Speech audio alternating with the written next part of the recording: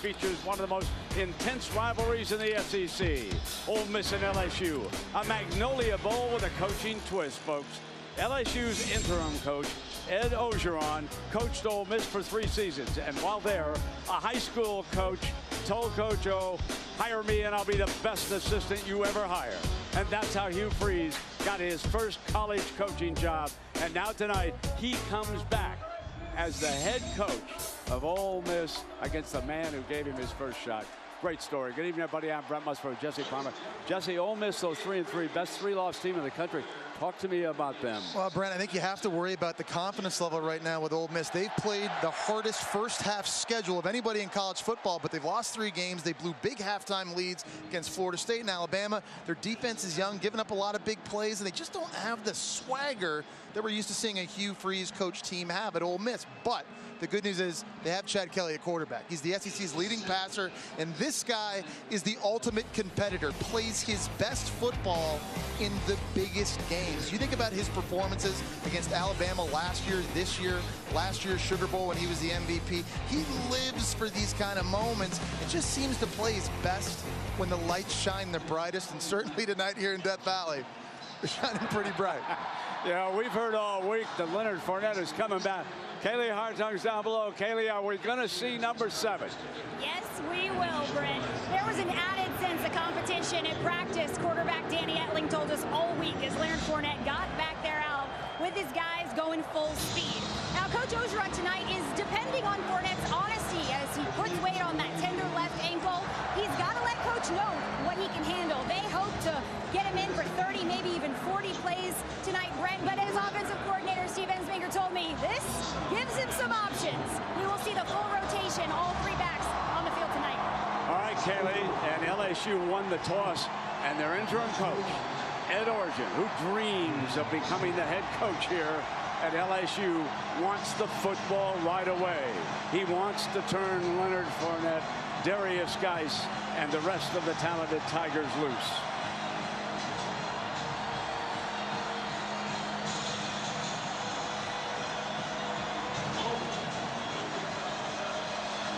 Nathan Noble will kick it away for Hugh Freeze. Settle back, folks, and listen to one of the great crowds in college football.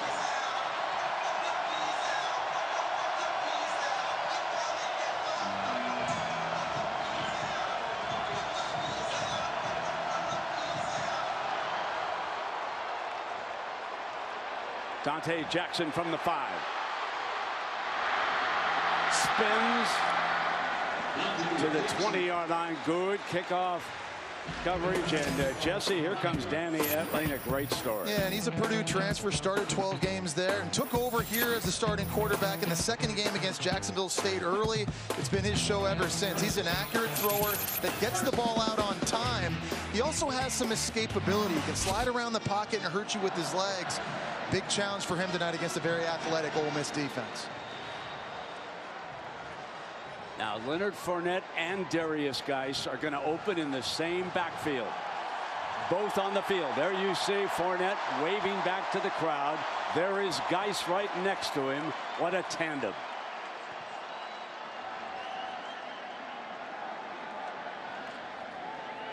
Quick flip to the outside, and here's Geis who touches it first to the 26-yard line. Very interesting to see how LSU going to use both of these running backs. Leonard Fournette, in my opinion, he's the best running back in college football, but while he's missed the last 2 games, Darius Geis, to me, has been the best running back in the SEC the last couple weeks. Very rare that you can find big backs that are physical, that run between the tackles, that also possess game-changing speed, and LSU's got 2 of them, and here we see them lining up beside each other early. What a tandem. Play action. Etling fires and completes, but well short of the first down. Durrell with the game's first catch, and here's your 3rd down. Opening series. And Leonard Fournette looks like he's now coming out. Darius Geis stays on. You know, looking forward, both of these running backs can run the ball. Both guys can catch the ball as well, too. So an interesting strategy by Coach O and his interim offensive coordinator, Steve Ensminger, trying to confuse Ole Miss schematically early. So Etling with 2 quick throws. One, remember, to the running back. They flared that one, and then his first throw downfield was also caught. So here's your 3rd and 3. Run for it, and Ole Miss jumps the running back. Nothing doing. LSU will punt it away as Haynes, Marquise Haynes, number 10, the best defensive player on Ole Miss's team, made the stop. Right over here, and he's working one-on-one with the tight end, Deshaun Smith. And Haynes is only 225 pounds, but really good upper body strength, able to shed the block and get an early stop. That's a good start, this Ole Miss D. So it will be Australian punter against Australian punter. And the first one up is Josh Groden. Beautiful punt to the 15-yard line. Davis is out of bounds with the coverage. Lucky right there, I think, for LSU there wasn't a late hit. But looking at Chad Kelly for Ole Miss, easy to see why this was the SEC preseason Offensive Player of the Year. He's got arm talent. He can throw the football 70-plus yards very accurately. He throws it deep down the field, and they take shots in this offense. But he's also very good running the ball. He can hurt you in the zone read game and on scrambles. He's the total package. Akeem Judd is his running back. 75% run option with this Ole Miss attack. 3 wide receivers.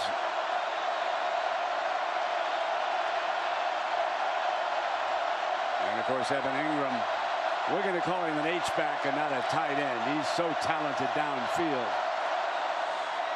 A block that time by him. Judd to the 26-yard line. And certainly Ole Miss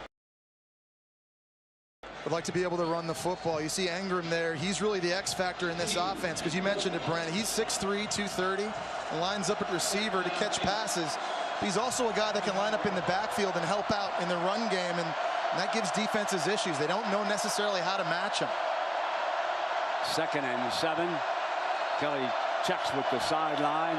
The coaches upstairs have had a look at the LSU defensive alignment.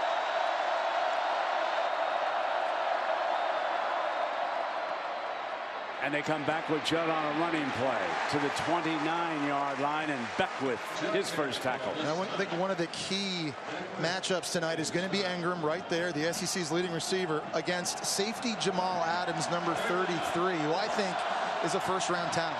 Kelly moves the pocket, got an open man. Here's Stringfellow. And Stringfellow is into the red zone around the 17-yard line. John Battle, who is filling in for Ricky Jefferson, who suffered a broken ankle, was the safety with coverage, but Stringfellow was wide open. Yeah, Ole Miss went quick with tempo. LSU didn't get lined up. A 50-yard gain. Now they quickly flash outside to Jefferson and pick up 1. And that's what this Ole Miss offense does with the tempo. Once they get that first down, they start cranking it. They'll get to the line of scrimmage. They're not going to substitute. And try and keep the defense on their heels. 2nd and 9. Movement in that front.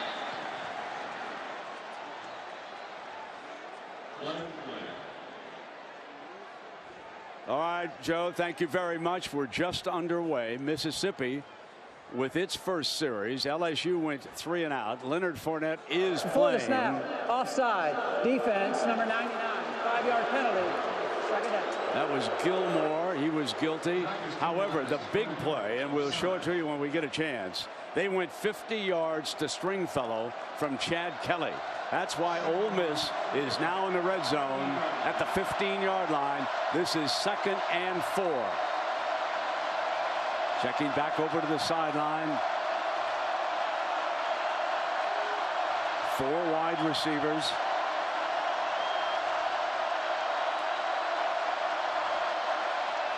Kelly's going to throw. Incomplete.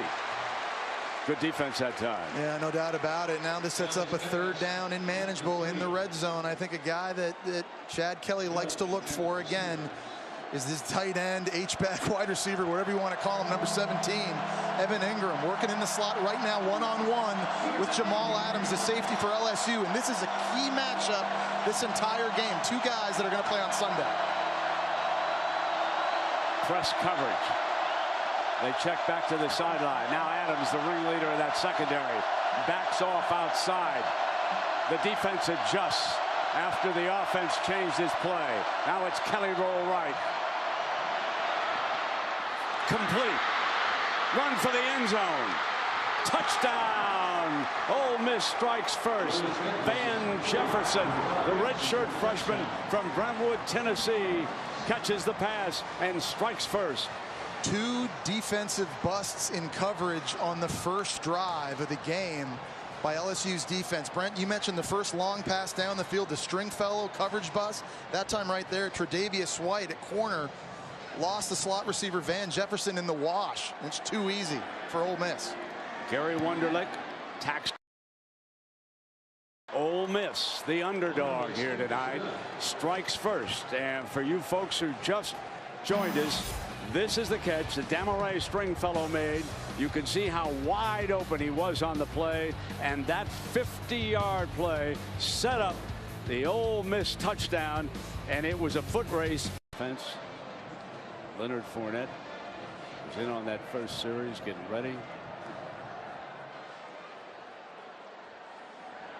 And here's Jackson a yard deep and bringing it out and runs into his own man and a defender, and he's down well short of the 25-yard line. So good evening again, everybody. I'm Brett Musbury with Jesse Palmer, Kaylee Hartung down below. Jesse, Ole Miss 3 losses already. What did Hugh Freeze tell us about the coaching job? It's been tough trying to get this young Ole Miss team back on track. He's had some gut-wrenching losses earlier in his time at Ole Miss, certainly, but to lose 3, tough schedule, but to blow first half leads against Florida State and Alabama. The defense has been giving up big plays. They just don't have the swagger they're used to having. The good news for Hugh Freeze tonight, defense goes out, forces a 3-and-out the first possession, and the offense has marched right down the field and scores a touchdown. He's got to like the way his team has responded and rebounded so far. Yeah, I'm betting on number 7 getting the football.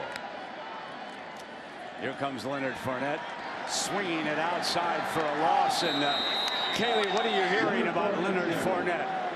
Well, Brent, all week LSU players have been saying there was an added sense of competition in practice with him back on the field with them going full speed. Now, Coach Orgeron says they're going to run the plays that he can run successfully. The ones that they can't, he won't run. What they do have now are options. We've already seen Fournette and Darius Geis in the backfield together. They're going to use all 3 backs they've got.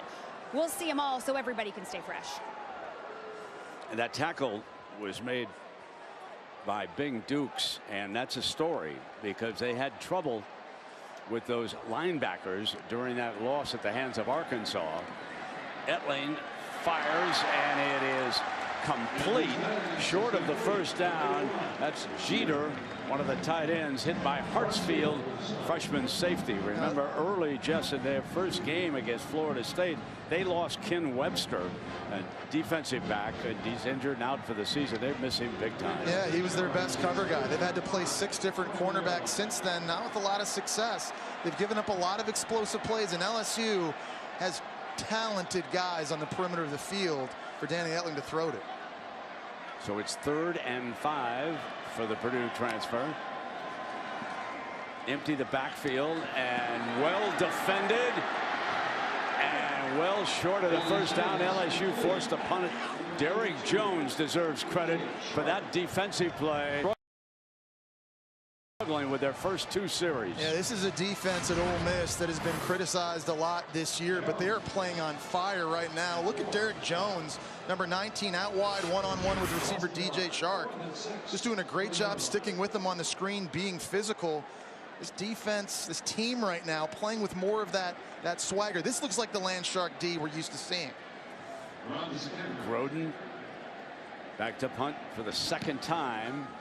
And Carlos Davis fields it and down at the 35-yard line. So Chad Kelly and Ole Miss, after striking on their first series, will come back.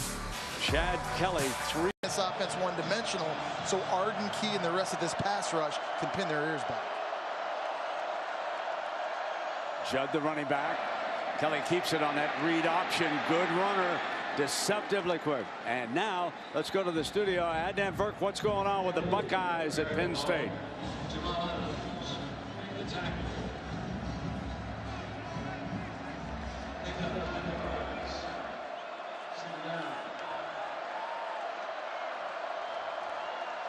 right, and it's 4-zip Cubbies in Wrigley Field, closing in on a World Series appearance against the Cleveland Indians. Clayton Kershaw struggling here. The read option again, and the hand to Judd. Judd crosses the 45 to the 47, and Battle brings him down. You know, I like how Ole Miss does these outside runs, trying to get LSU's D line to run sideline to sideline. There's a lot of ways they'll tire you out. They do it with tempo and a lot of outside running plays. Judd goes to the sideline, and Brasley checks in. He's the backup running back for Ole Miss. Going to swing it to him, snatches it, and picks up a first down. So they sent him in as a receiver that time, and he flared to the right, and it was a successful, good-looking offense. But let's keep in mind, Ole Miss has had one of the country's best-looking offenses in the first half all season long.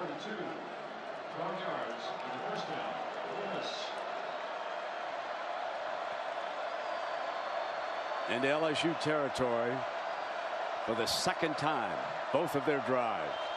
First resulted in a touchdown. Now they come back with Brasley as a runner. So game by game, as we break this down, you can see what they've accomplished in the first half. Yeah, they come out on fire and they throw the ball all over the yard, and it's the second half that they tend to fall apart. And part of that is turning the ball over on offense, and a big part of that on defense is wearing down and giving up big plays. They got to put 4 quarters together tonight. Kelly snaps it off. First down. He hits Van Jefferson. Jefferson's been a go-to guy tonight. And he's a guy that can line up inside or outside. He's a great complement in the slot opposite of Evan Ingram. So a lot of targets to keep your eyes on. If you're LSU secondary, there's just so much athleticism at wide receiver for Chad Kelly to throw to. Ole Miss is carrying it to LSU here in the early going. Ball is on the Tigers' 29-yard line. Judd returns as the running back.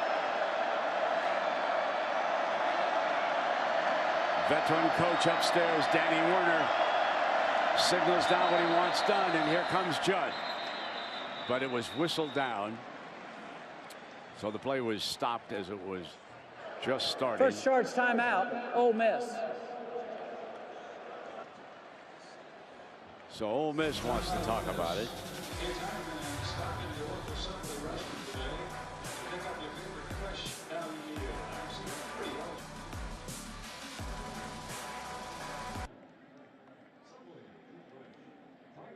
Receivers on the right.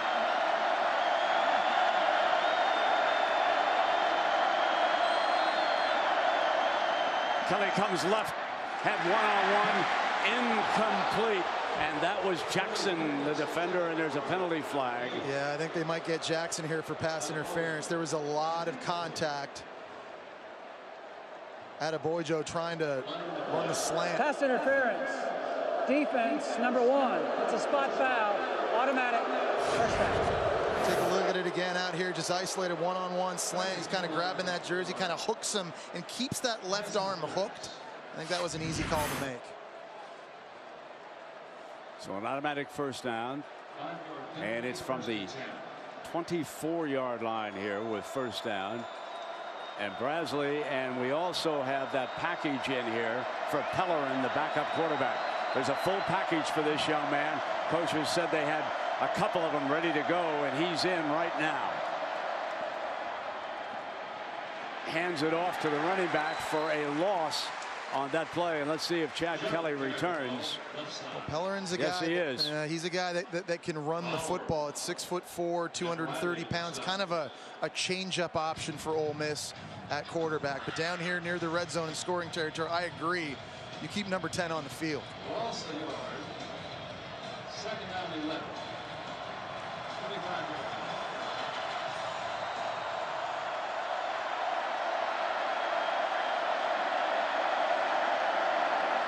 Kelly fires high and incomplete. Wanted his running back again. Brasley was coming out, and Beckwith over on coverage number 52.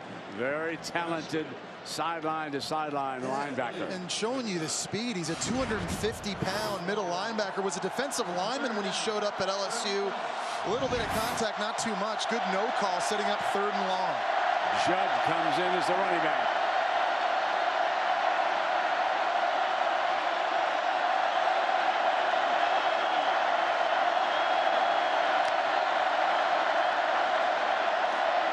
Under pressure, dumps it off to Judd. Well defended, and he's brought down for a loss at the 29 by White.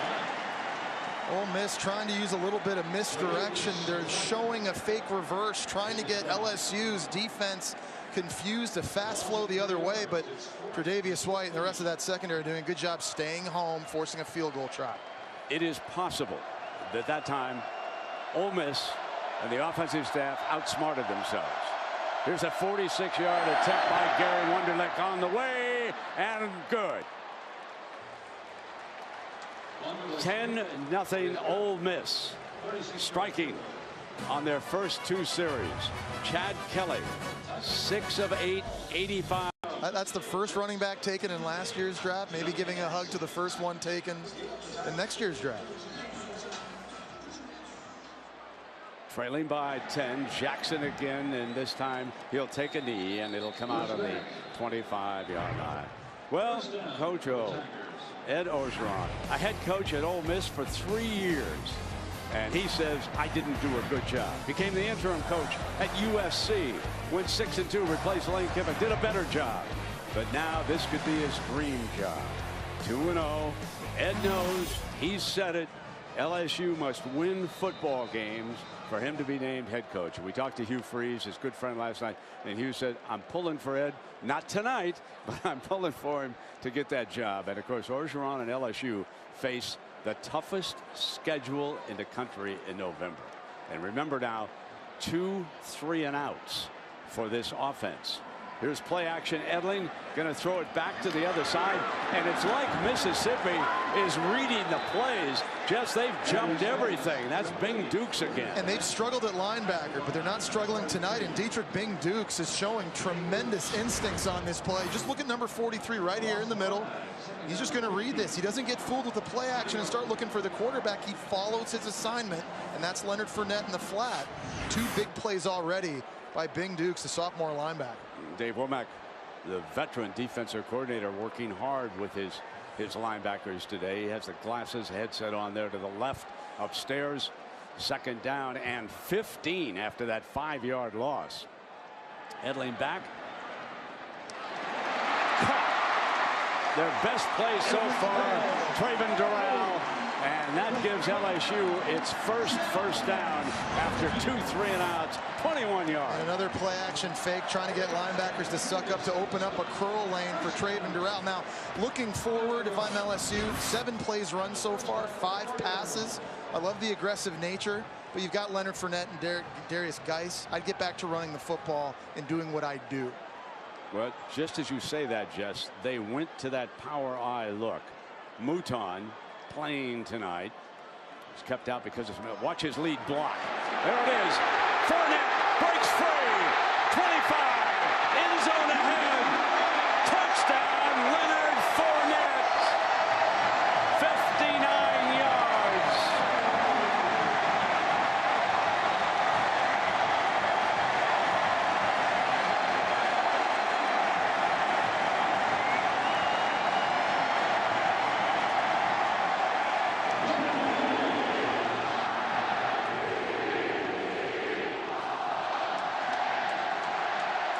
Les Miles would be proud. It took a while, but they got to the fullback ISO. And Leonard Fournette did the rest. Here's De La Houssaye.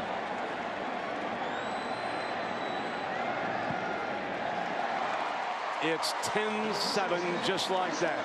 And you can feel the electricity on a Louisiana Saturday night. And 2 key blocks on that touchdown run for Fournette. Colin Jeter at tight end gets a nice slam block right here.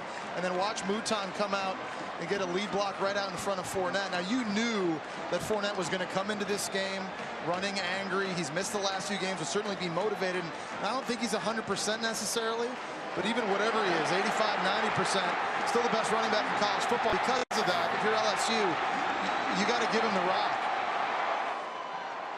He's saying, Mr. Elliott, I know you're here tonight. You win in the first round of the Cowboys.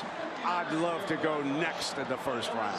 And Brent, Ole Miss, again, they're giving up 215 rushing yards a game. So if I'm LSU, make Ole Miss prove to you they can slow you down. It's going to be hard with number 7 and number 5 lining up in the Tigers' backfield tonight.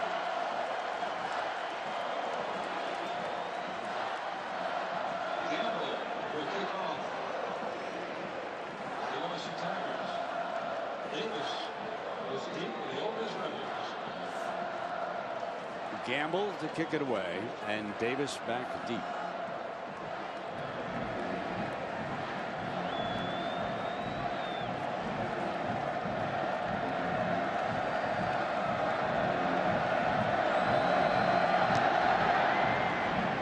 High kickoff. Coverage been trying to get down. Davis slips through and makes all the way to the 27-yard line. Let's check in now. That was some burst by Leonard Fournette. Brent, for Leonard Fournette to not be able to be on the field with his team for almost a month was devastating. That was the word running backs coach Jabbar Jaloub used to describe the experience for Fournette. He said it took a toll on him mentally. He felt like he couldn't help his team. He wanted to be a part of the new things this offense was doing. Well, he's got his shot now, and he's making the most of it. He sure is. Meanwhile, Brasley comes in as the running back for Ole Miss to start this series. Play action, complete to the outside. Stringfellow again. I'll tell you, the best positional matchup in this game to me is Ole Miss wide receivers versus LSU DBs. Everybody is tall. Everyone can run. They've got long arms and ball skills. Whoever wins the most one-on-one matchups, I think, wins this game tonight. Kelly fires, incomplete. Second, and let's go back to Kaylee. Brent, Jamal Adams is known to keep LSU's defense accountable. Well, when they were off the field, he went up to each position group within the defense and said, settle down, do your job, do your assignment. If you do, these guys can't play with us. Kaylee, he's a leader that tells it like it is, when it's good or bad. So some lineup right here. Talked about him being a guy that's going to play on Sundays. I think he's a first-round talent, but his teammates need to listen to that message.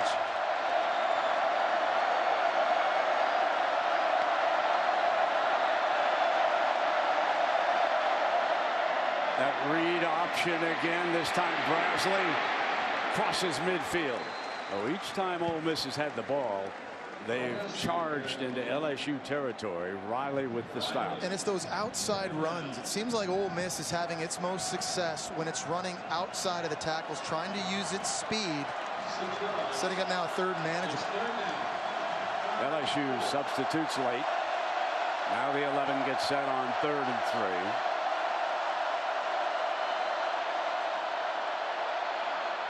Kelly incomplete.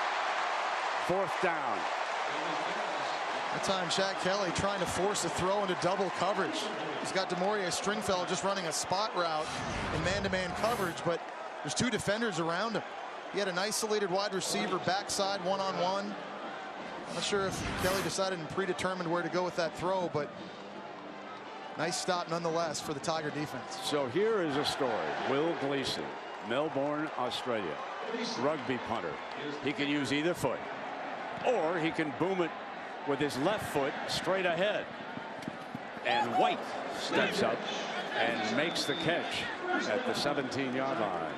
Well, this college football season, stream every game live on the ESPN app on a Watch ESPN. Download the app or watch ESPN.com today. Ohio State with a lead at the intermission over Penn State. The Cubs up on the Dodgers 4-0. Auburn with a huge win earlier today over Arkansas. A lot of us didn't see that coming. And here Ole Miss leads LSU 10-7, and back with the ball, Etling with Fournette, the running back.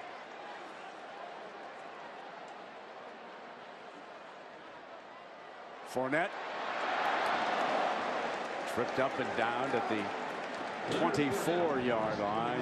He just hits the hole so hard, so fast. You see here being a little chippy. This is a rivalry game. This is the 105th meeting of the Magnolia Bowl, but going back to Fournette, you know, you just don't see guys 6'1", 235 pounds that are as sudden and as explosive as number 7 is. It makes him truly unique.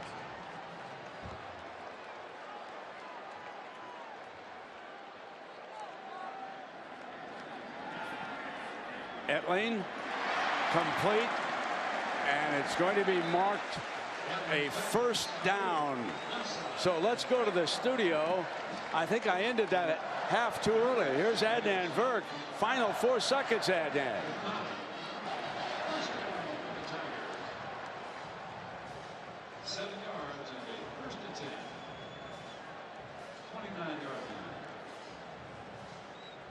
All right, thank you, Adnan. And here it's 10-7, of course. Ole Miss striking with 10 unanswered. And now Ohio State and Penn State will go to the locker room. 12-7, as Adnan told you. And the Cubs are now up 5-0. And here it is, Etling going for the bomb. Incomplete.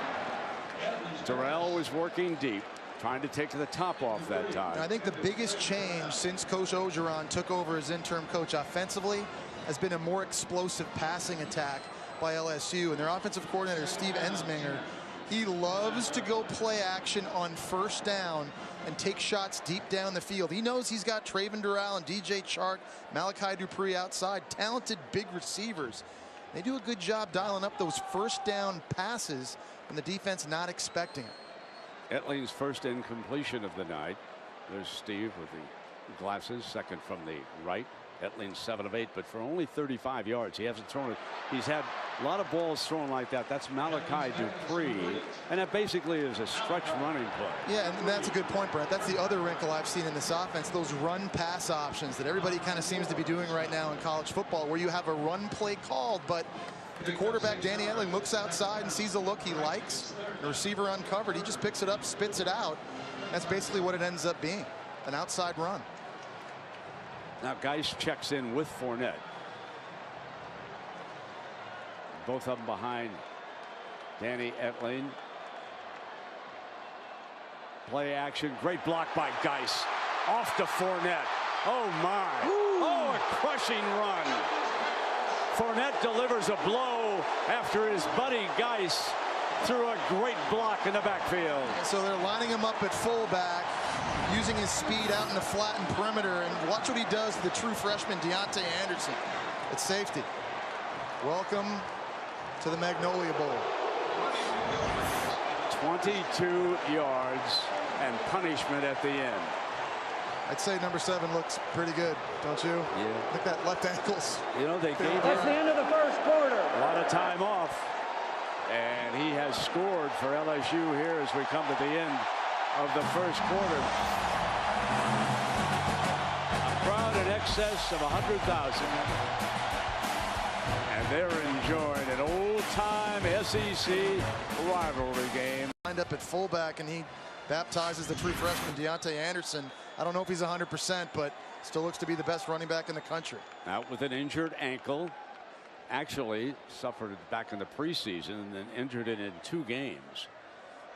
And Geis gets the first carry.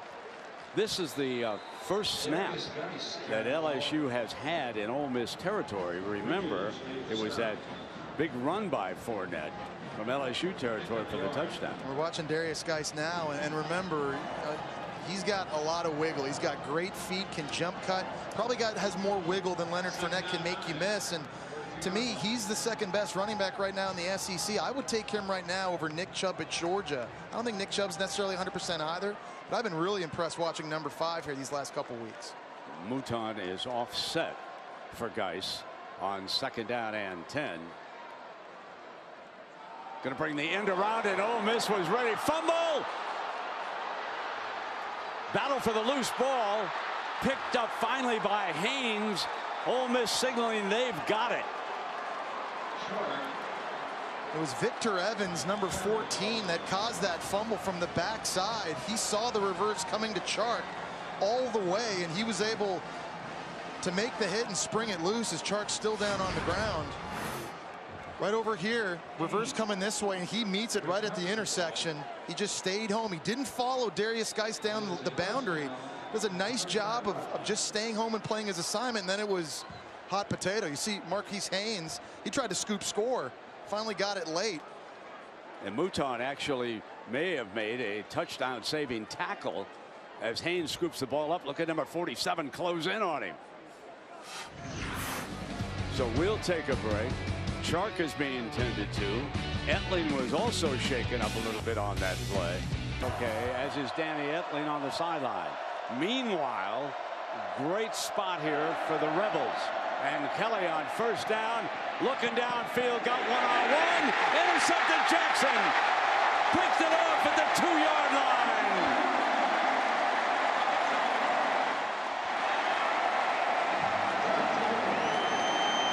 The matchup between Ole Miss wide receivers and LSU DBs, I think, is the key in this game. And after a turnover, a lot of offensive coordinators in sudden change situations like to take shots down the field. Dante Jackson outside number 1. I think the fastest player at LSU was prepared for it. Chad Kelly hung the football up way too long trying to go to DeMarcus Lodge. And how about Dante Jackson climbing the ladder and high pointing and getting the turnover and the football right back right away for LSU. Leonard Fournette back in as the Tiger running back. Coming out of their own end zone. Etling up under center.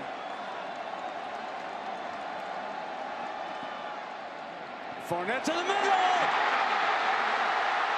And at the 25, Hartsfield may have saved another Fournette touchdown. Josh Butte, right guard, got into the second level and was able to wash a defender this way. Gets the push on linebacker DeMarcus Gates. That opened up the crease. I think Leonard Fournette's eyes got big right here. He saw green. That's a touchdown saving tackle right there by Ole Miss. Number 7 looks pretty good to me. 24 yards. Now it's Geis. Leonard said he wanted a blow, took himself out. And how good is it to have number 5 as your relief running back? Wow. Flip to the outside and got a fall on it just in case it was a lateral. I think it was a forward pass. Ball was hit by Connor, number 12 of Ole Miss. And Brandon, it was a problem with the quarterback center exchange that time. Danny Etling didn't get the ball clean from center Ethan Posick. Kind of slowed the timing down, and Ole Miss was able to get a hand on that, batted away. Put that matchup next Saturday, huh? Clemson, Florida State, 8 o'clock on ABC. How big is that? That's the game we've been used to every year. Oh, yeah. It helps determine the ACC title, I feel like. No question. Second down and 10. Jeter moves over to the other side of the formation. Now Etling steps up in the pocket, fires complete to the 45. Traven Durrell. One of the things I like best about Etling at quarterback, he knows how to manipulate and move around the pocket. Doesn't freak out when he feels pressure and take off running. Just watch. He's going to feel a little bit of pressure here coming from his left. Just slide. Soft focus around you, hard focus downfield. Keep your eyes locked in to Traven Durrell on the end. Just nice job at composure by the quarterback. First down and 10 for LSU on their own 45.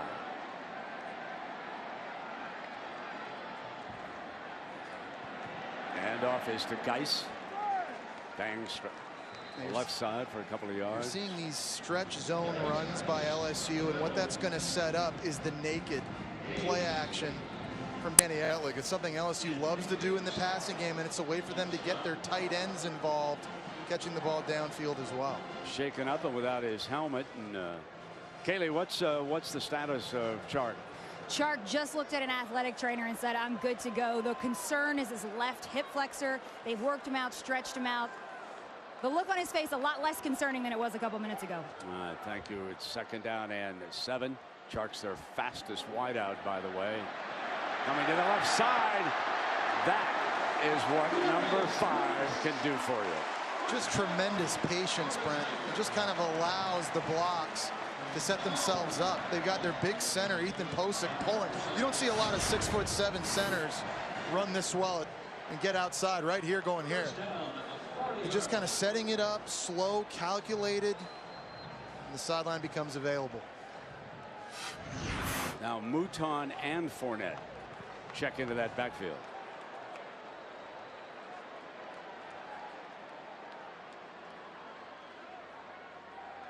Play action. Going to throw back to the short side. Incomplete. Fournette was the intended receiver that time. And Woods, the safety, covered him well. Woods covered for Ole Miss. Ed Ogeron grew up in Louisiana. Was here for a brief time as a defensive lineman. Then left LSU, went down to Northwestern and played. And been a great recruiter, great defensive line coach through the years, and now gets the chance for. Etley's got him open. A walk-in touchdown. Chark is back.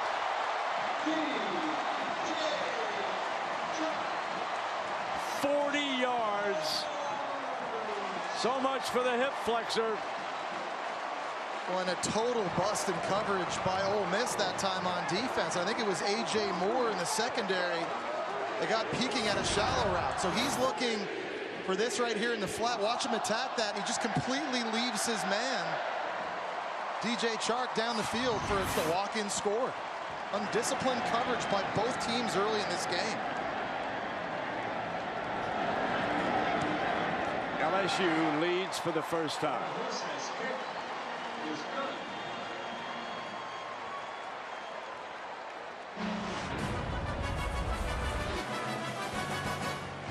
So here is Chark telling us they were concerned about a hip flexor. And he told the trainers that it was a little tight after the touchdown. Fielded on the 3 by Davis. Well short of the 25. Down now. Just moments ago on that Ole Miss sideline, some problems. Yeah, you see after that busted touchdown, the little war of words here between Hartsfield, the true freshman safety, and some of his teammates in the secondary.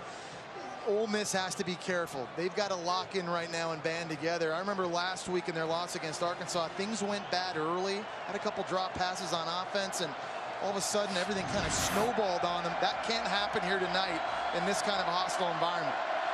Trailing for the first time, 14-10. Kelly drops it back out to the running back, Judd. Nothing doing. I want to tell you the story that's developing here. Evan Ingram is a go-to guy, and he hasn't caught anything yet tonight. That means that safety that Jesse talked about, Jamal Adams, is doing a job.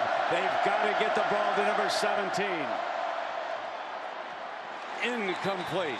Working that short side, and a penalty flag is thrown.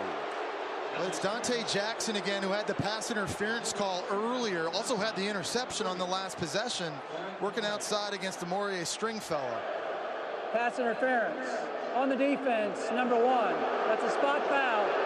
Automatic, first down. He's got to do a better job of getting his hands off the wide receivers. He's been way too touchy-feely. 15-yard penalty, first down. See there, he's got the left arm kind of barred on him, and it was kind of on the jersey. To me, honestly, I look back at that, and I don't really see PI. I think that's one I'd like to see let go.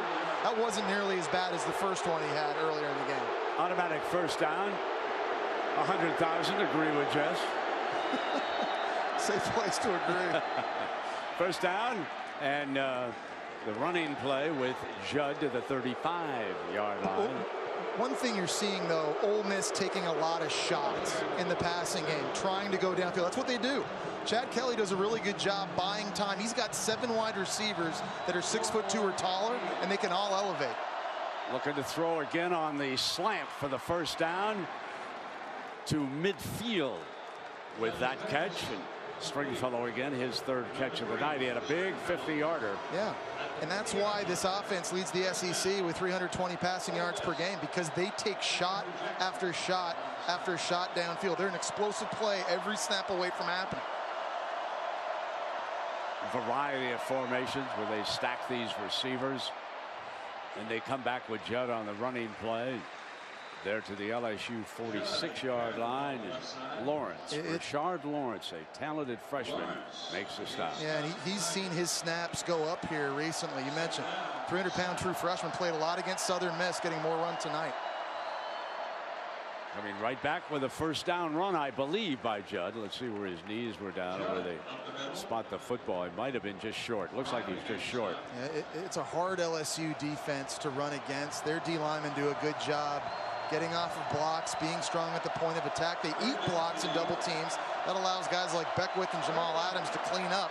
Right now, this LSU defense only giving up 103 rushing yards a game. 3rd and 1. And the pitch wide for the first down that time, and that was Penniman, freshman. Devon Penniman comes in for the first time tonight, and he picked up the first down. Yeah, Ole Miss has been forced to play younger running backs this year because Eric Swinney was lost first game against Florida State with a knee injury.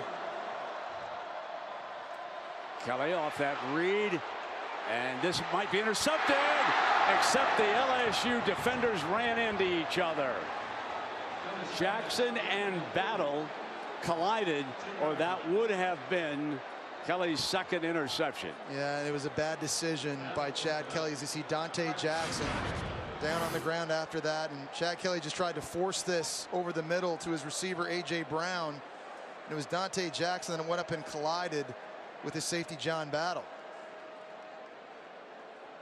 Now, had they not collided, I think this ball gets picked.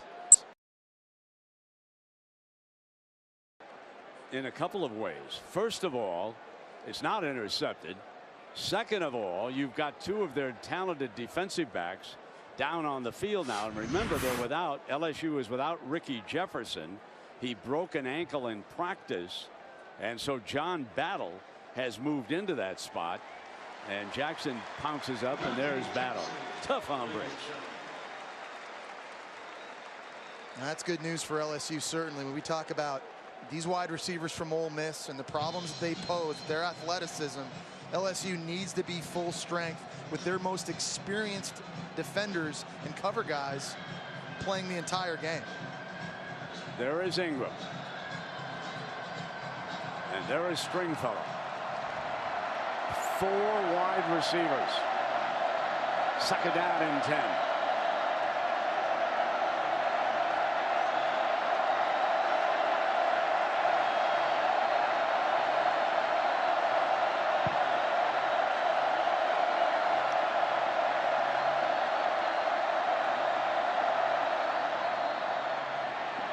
Kelly on the move, fires complete to the 22-yard line on the run to Van Jefferson. And Jefferson now with his 4th catch of the game. Look how quickly Chad Kelly getting the offense lined up again after an explosive play. That's where they pick up the tempo. Fires high, Battle for it, and caught. That was a terrific catch by Adeboyejo. Quincy Adeboyejo out of Texas went up and made a terrific catch, and it's 1st and goal for Ole Miss. Yeah, Chad Kelly has this mindset that even if his guy's covered, he's open, because again, the height outside and the ability to high point footballs. They can certainly run that option look with Kelly. Deceptively fast.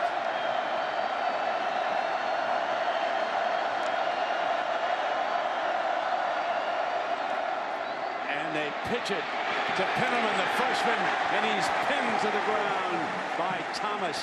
Dwayne Thomas off the LSU bench.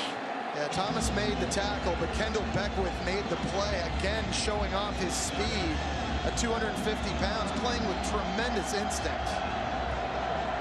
Now 2nd down and goal for the Rebels.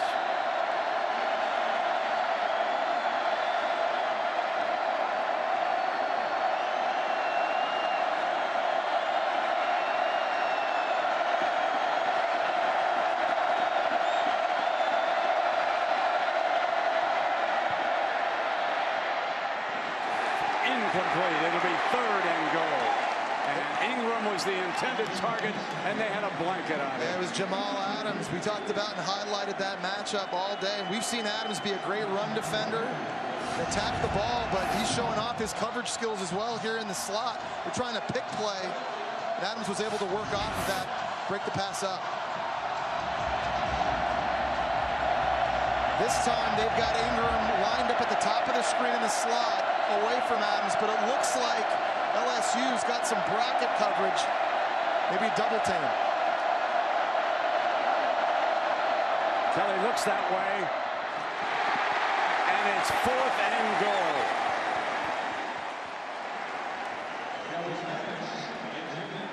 Now this is one that usually Evan Ingram's able to make. Now certainly this ball's got a lot of heat on it, but it needs to down here on the goal line. Evan Ingram's normally very sure-handed. Even if he had caught that, you see Tre'Davious White 18, he was right there. I'm not even sure if Ingram would have scored had he caught it. So Gary Wunderlich from the left hash. 22-yard field goal attempt, and he's 2 for 2. Pulls Ole Miss to within a point.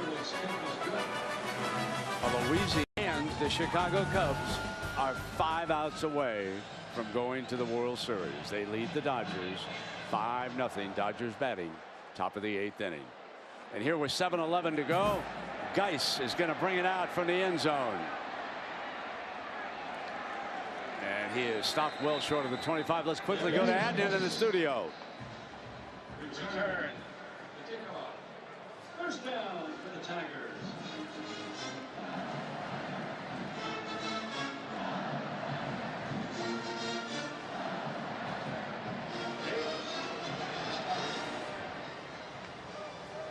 Yeah, and unfortunately for Bama, they lost Eddie Jackson, their great defensive back, Jesse. He broke a leg, and ESPN reporting earlier, I saw it on the call, out for the season. Yeah, that's big. A big leader in the secondary. Also very dangerous returner in the special teams game. So here it is, 1st down and 10. Fournette, the running back. LSU leading Ole Miss now by a point after the field goal. And Fournette is just impossible to stop at the line of scrimmage. Well, and especially when he's running behind an offensive line that's getting movement and pushing defensive linemen backwards. You know, you got to crowd the box and crowd the line of scrimmage, try and get as many hats close to Fournette as you can. Right now, Ole Miss here in the second quarter just not physical enough up front. 2nd down and 3.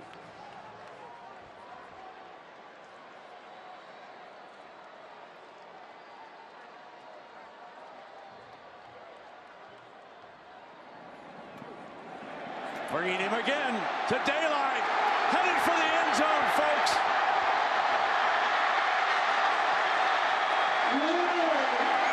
Hello, end zone for Leonard Fournette. His 2nd huge touchdown of the night.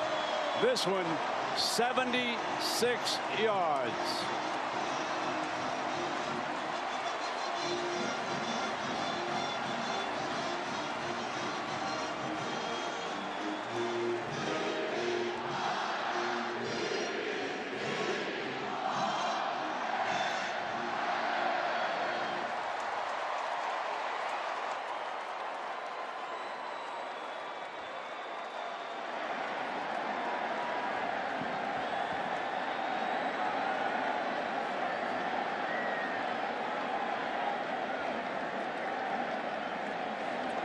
Hussein tacks on the extra point.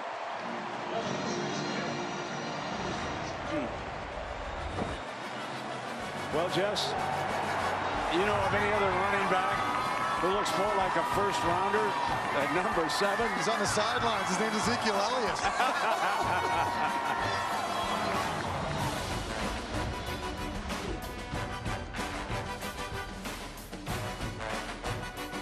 Right? Absolutely. Denver before. Davis back deep.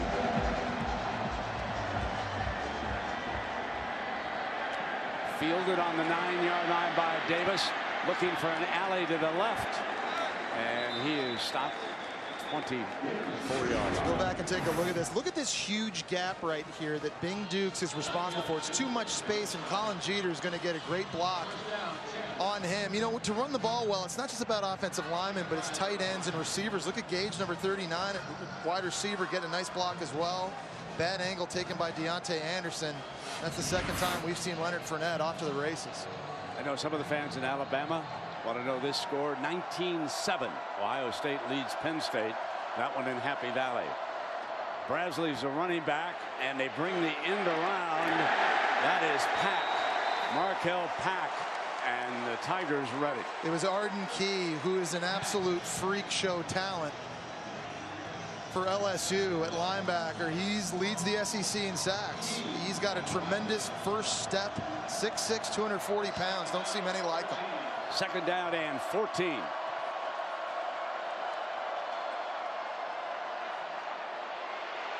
Kelly couldn't find an open receiver. Now he takes off. And he makes it to the 27-yard line. Godchaux makes here what LSU decides to do, if they man up and play aggressive in coverage, or if they sit back in a big soft zone. LSU loves to man up, and it looks like that's what they're doing here. Bump and run on the outsides. Who can win one-on-one for Ole Miss?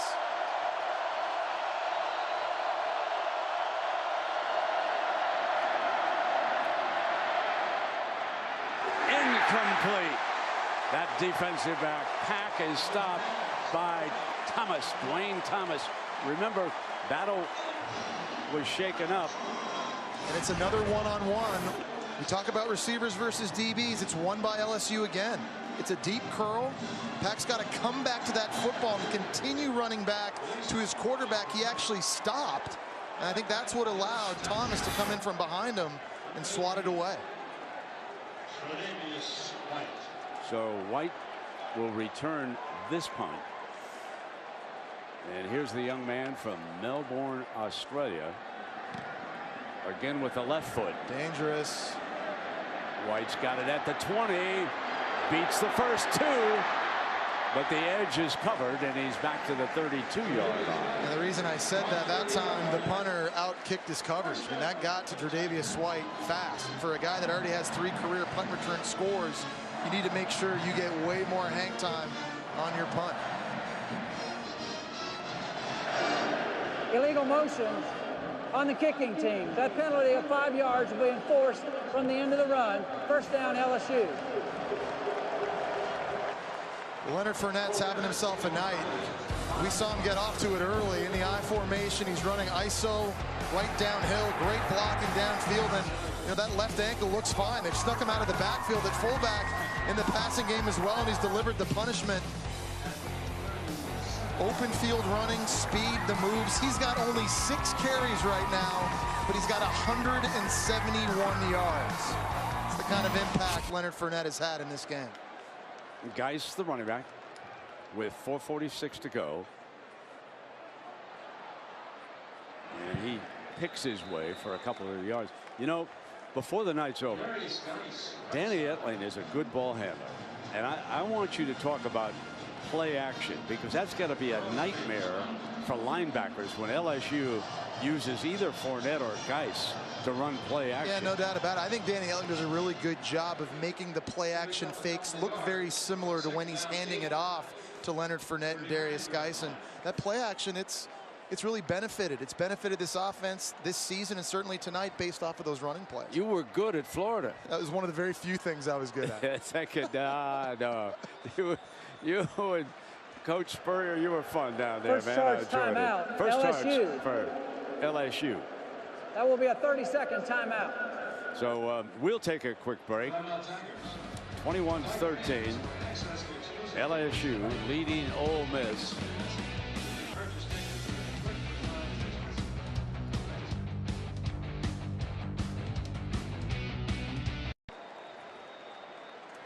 All right, Adnan, I want you to ask your guys, if Fournette keeps going, and they should upset Alabama here, is he a Heisman candidate again? I know he hasn't done much this year, but I want you guys to listen to this. 171 yards in the first half. That's a personal high for first half rushing yards. Touchdowns of 59 and 76 yards. Is it too late for Fournette? Definitely not too late to be a top 15, top 10, He's top 5 pick. That, actually. He's good there. So here's 3rd and 8. We haven't talked a lot about Marquise Haynes for Ole Miss, the best pass rusher Ole Miss has lined up top here. They need him. Etling, receiver was slipping down, and I do not see a flag. So incidental contact over there as Chark went to the ground. 3:48 left to go here in the half. Ole Miss going to get the ball first in the second half. How big of a possession would this be? Trying to generate some points before going into halftime, create some momentum here playing on the road in this kind of hostile environment. Carlos Davis plays defensive back and returns kickoffs and punts. Is back deep, and here comes the punter from Sydney, Australia. The battle of the Australian punters. Crowd. No fair catch. And the gunner ran by him, and he made it to the 20-yard line. Well, we're calling it Big Saturday. 3 Big Ten games for you next week at noon Eastern. Michigan, Michigan State. 3:30, Northwestern will battle Ohio State at the Shoe. Then at 7, it'll be Nebraska and Wisconsin. All 3 games now are on ESPN and streaming live on the ESPN app. So let me alert the truck. I need to monitor down there in the SEC. So I watch the action in the Big Ten. What about your alma mater, the Wildcats? Yeah, it's amazing their comeback, Jess. You know, that ball might have been picked off. There's a penalty flag, and it came late. That is on Jackson again over there. They're really trying to pick on him. They really are. He's been isolated this entire game on the backside in press coverage, and just too much contact.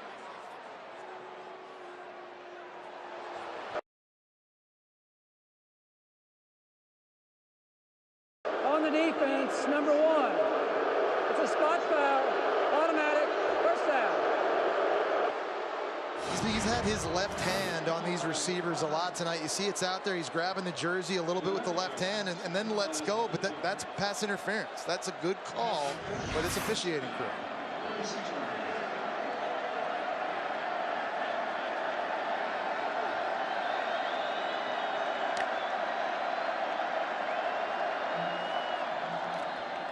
Judd to the 40.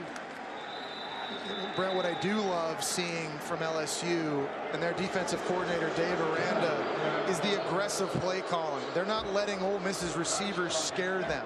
They're doing what they do. They play press man coverage and get physical. Kelly. There's a penalty flag.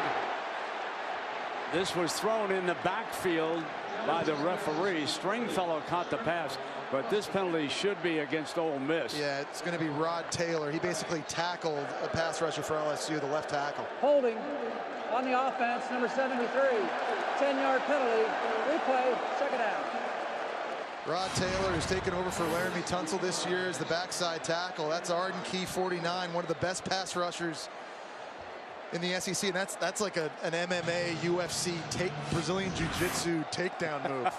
I mean, it was all of that. There's not.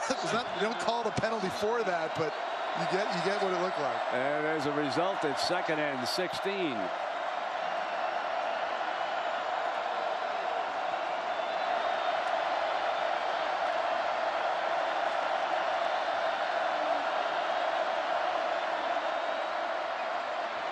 Kelly will try to run out of trouble, and he does.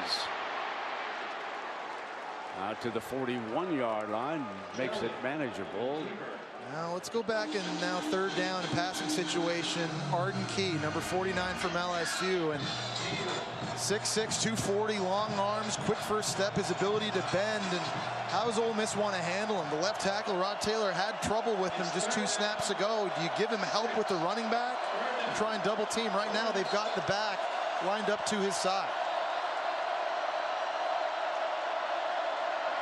Here's Kelly, and again has to run out of trouble, and he will not get the first down. Beckwith stopped him, and with a 4th down in this situation, I think you got to punt it. If you're Hugh Freeze, you're going to get the ball back first in the second half. It's way too early. I know you love to be aggressive, but you're having issues right now stopping LSU running the football. You do not want to give the ball back to Leonard Fournette here in your own territory. He's just going to try to milk as much clock. Yes. Use a timeout and then send the punter in. That would be my guess of what Hugh is doing right here.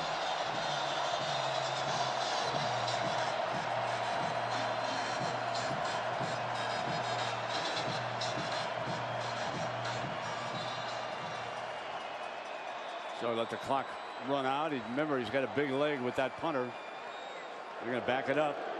Delay game on the offense, number 10, 5-yard penalty, 4th down. Here comes the punting team. And remember, last time Gleason kind of kicked on that gave Tre'Davious White, one of the most dangerous return men in the country, an opportunity. He's got to be really good with the direction, but get hang time and allow the coverage. Will Gleason, he's been punting left-footed tonight at rugby style. Fair catch is the signal at the 17-yard line with minute 10 left here in the first half. The Cubs are 2 outs away. You're the best. He's unbelievable. You got to watch it. We got TVs and monitors all around the place. This guy watches 4 games at once. I don't know how you do it. Hey, Jess, what's your feeling right now about LSU and what you're seeing? Well, I think you're seeing, the impact that Leonard Fournette, whether he's healthy or not, can have, and how he can help them be explosive. But this, to me, is a completely different LSU offense than the one we saw week 1 when they lost at Lambeau Field to Wisconsin. Obviously, they made the change of quarterback, put Etling in. They've been more explosive throwing the football as well. To me, Brent, just so much more balance and explosive now, throwing and running. Geisel, there's that play action, and they weren't fooled. This could be a turnover. Ole Miss football. How about this turn of events? And there's Marquise Haynes. We talked about the pass rush from Ole Miss and his impact in this game. He had a fumble recovery earlier. That time, he just beat the right tackle, Maya Tahuma, all by himself. What a play by the Rebel D. Jalen Jones saved it, and Etling getting up slow. I don't blame him. Watch he recovered the fumble. You watch Jones recover this fumble. Speed and quickness. 225 pounds, just way too much speed, and a big shot on Etling, which forced that fumble. What a turn of events. And clean, too. I like that. You know, how many targeting hits do you see like that when you've got the open shot? The forcible contact made to the shoulder of Etling. Clean play. So it's 1st down and goal for Ole Miss.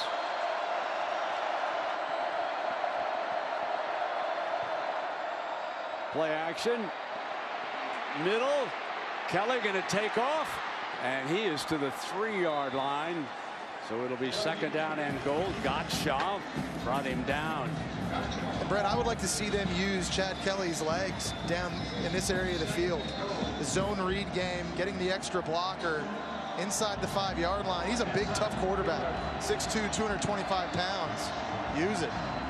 Penniman, the freshman, will be his running back.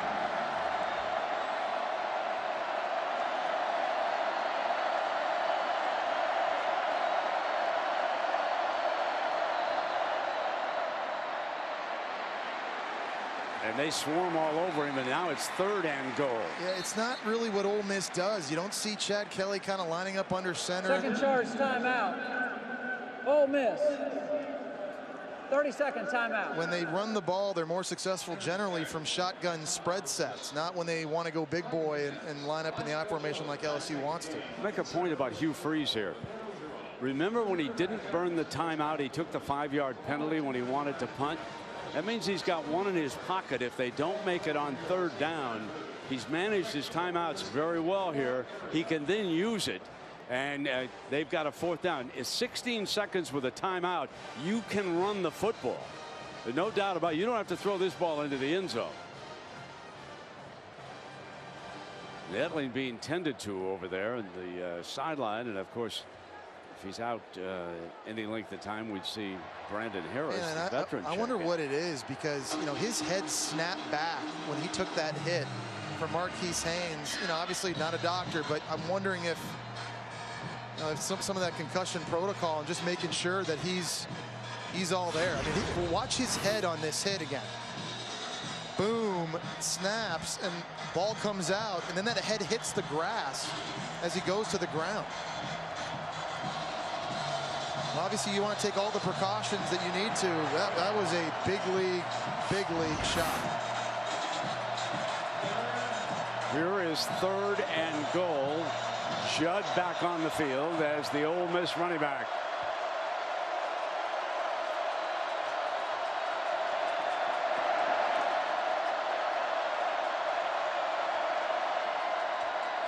Judd battling, end zone, touchdown, Ole Miss. That's when they're better, running the ball. Penalty flag comes. Yeah. A little scuffling there in the end zone afterwards, and the penalty flag, the officials quickly jump in and separate them. And we talk about these rivalry games, division opponents, a lot of history, and it's getting chippy. This is a great game on the field, but it needs to stay clean. See if Ole Miss elects to have Wonderlic just tack on the extra point, or they go for the tie. It's awfully early to go for 2 points here. We'll have some unsportsmanlike conduct, I think, handed out. Yeah, they're better when they spread you out. Here's just a classic zone read play, and Akeem Judd at 225 pounds, keeping the legs churning. Good push up front. And that fumble forced by Haynes set that up. I didn't know I'd ever After get the to play say was this over, right after this. Unsportsmanlike conduct, number 49 on the defense. Wow. That's number 49's first of the game. Half the distance. We'll play the try down. And that's important just because he's, I think, one of their best players, obviously, defensively, and he can't afford another one of those unsportsmanlikes where he gets kicked out. Final charge timeout. Ole Miss.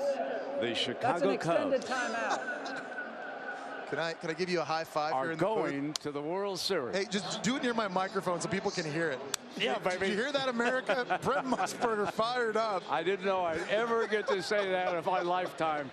But, you know, my old buddy Jack Brickhouse, God bless him, he once said, way back, he said, well, any team can have a bad century. And that's certainly what the Cubs had. So it's a magnificent story for the city of Chicago. And I hope all of those people go to saloons, sit down in their rec rooms, and watch us in the second half, because this is going to be a great second half. Listen, there's not a lot of things that Brent Musburger has not ever said in relation to sports. He's covered so many great events around the world and everything. Just to hear you say you never thought you might ever say that in your life. There's a first time for everything. I'm just happy I'm standing beside you to get to hear you do that. I saw a picture of Billy Williams. He's up there, one of the great Cub outfielders. Ernie Banks was a great buddy. Harry Carey and I, we used to tip a few in Chicago. At those saloons. All the memories of all of those guys. And I hope Steve Bartman somewhere has enjoyed it. That was ridiculous what he went through. So here we go. They are going to go for 2.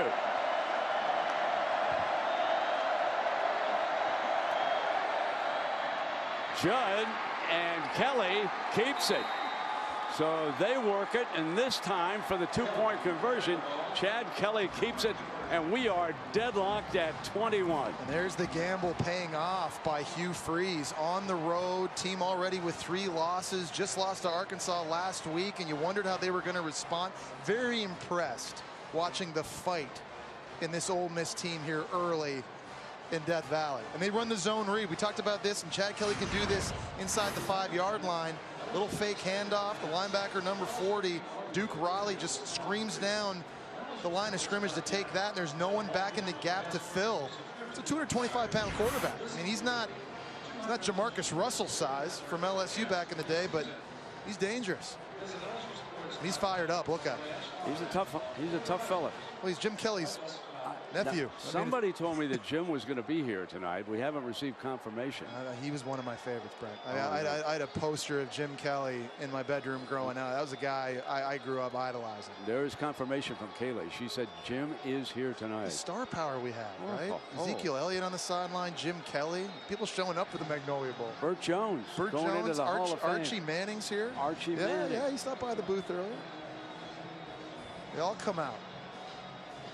And what a game it's been so far. It's delivered on the field. We got some star power in this one, partner.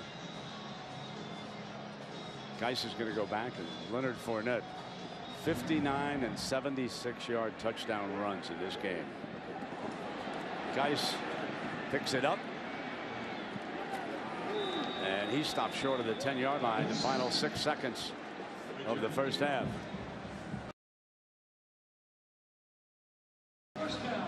Ed Ogeron, and good to see that Etling returns to the field. Ed Ogeron, the interim coach, was once the head coach at Ole Miss, and he hired Hugh Freeze.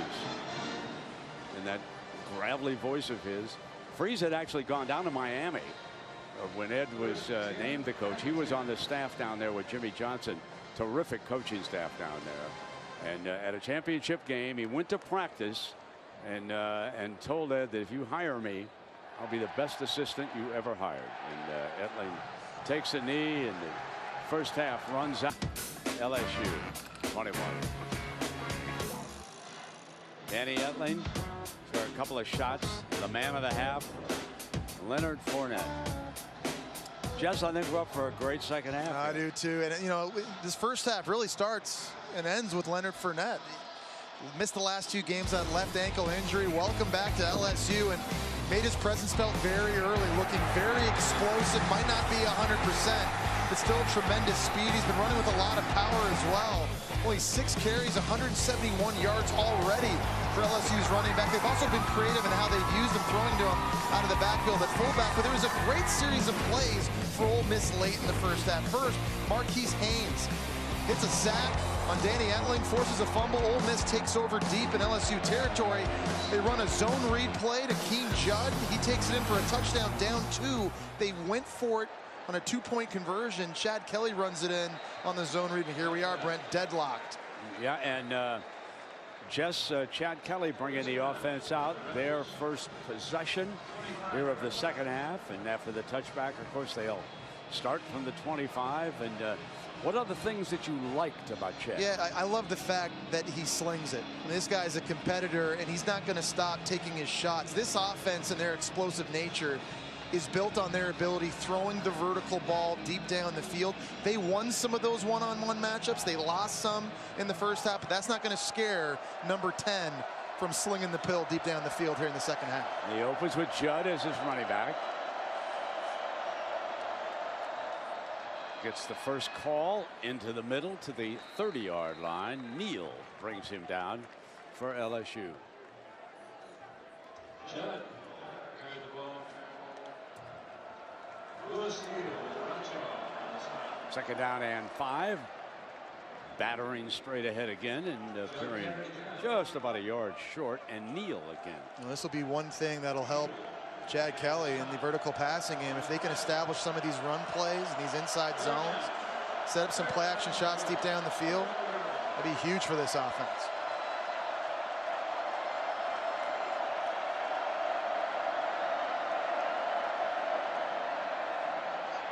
Judd, and he was stopped short of the first down. Riley hit him first. Yeah, Duke Riley came firing through the gap as there's an Ole Miss player down on the ground. That looks like their starting left tackle, Rod Taylor, grabbing that ankle.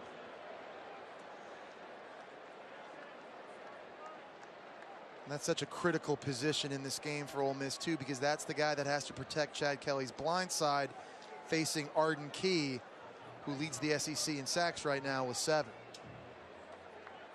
Now, Ole Miss has an excellent backup in Greg Little. He's a true freshman. He was the number 2 overall prospect in high school. That's gotten a lot of snaps this year. You see kind of the friendly fire. It's kind of coming in from behind him. He's blocking Arden Key, and then it's Duke Riley, number 40, that kind of rolls into the back of his ankle, and right away, Rod Taylor goes down, clutching it. You see, look at those LSU players and how much they respect Rod Taylor, huddling near him. You know, it's a great rivalry game, obviously, but these players, a lot of them know each other. A lot of them played against each other in high school, certainly as SEC West Division opponents. It's good to see right there him getting up. And that will probably signal the arrival.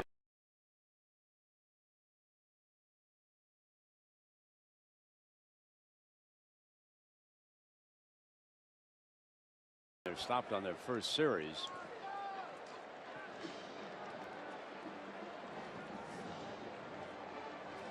White again goes back deep to return this punt. Standing on the LSU 23.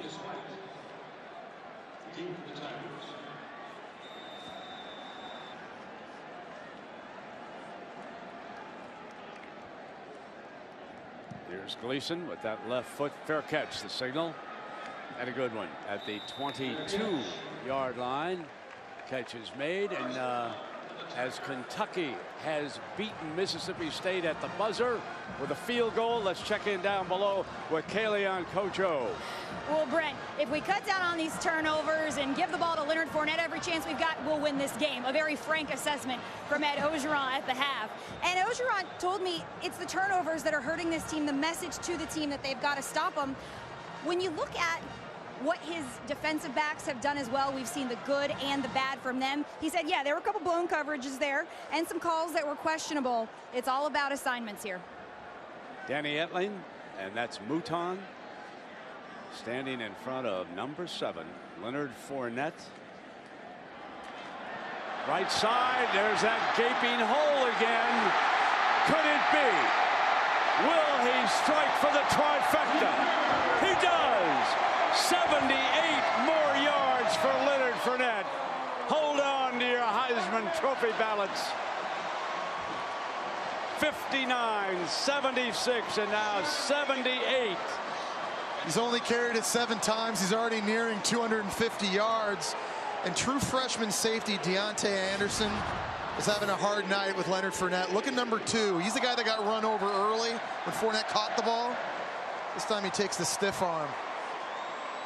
Finds out about the power that Leonard Fournette has. That stiff arm quickly becoming legendary this year. It's probably one of the more violent ones I've ever seen. Delahousse packs it up. 28-21. Worth another look. Enjoy. Down goes the DB. And what a season we're having. Kentucky just had a 51-yard field goal by Austin McGinnis as time expired. They rally in the closing seconds to edge Mississippi State. Here it has been the Leonard Fournette show. Meanwhile, in Happy Valley, Penn State putting up a stand, trails Ohio State 21-17. Here is Davis. 25. Brings it to the 30-yard line. Good starting field position. Yeah, that's what they're going to need. And you know, with their defense's inability to stop Leonard Fournette right now running the football, it just puts so much more pressure now on Chad Kelly and this offense to make each and every possession count. This game is turning into an offensive shootout on both sides. Ole Miss, they make their living throwing it, and we know LSU makes their living running it. Which side can make the most plays? Greg Little, who we mentioned, is the tackle on the left side. A tremendous upside.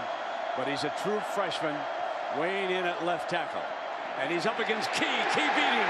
Key came around the edge on the freshman. Welcome to a speed rusher in the SEC, young man. It's a bad idea to block Arden Key with one guy. And Ole Miss now, offensively, schematically, is going to have to change that. Key trying to get there again and could not. Ingram with his first catch, and he's drilled by White. So here's the scenario now where you need to give your left tackle, true freshman Greg Little, help. Arden Key is a guy that can move around, but they're going to keep him, need him out running routes. So how do you help the true freshman out? Right now they got the running back lined up that side as well. There's Key. Got there again. It was Key who forced the issue, and then Godshaw cleaned it up.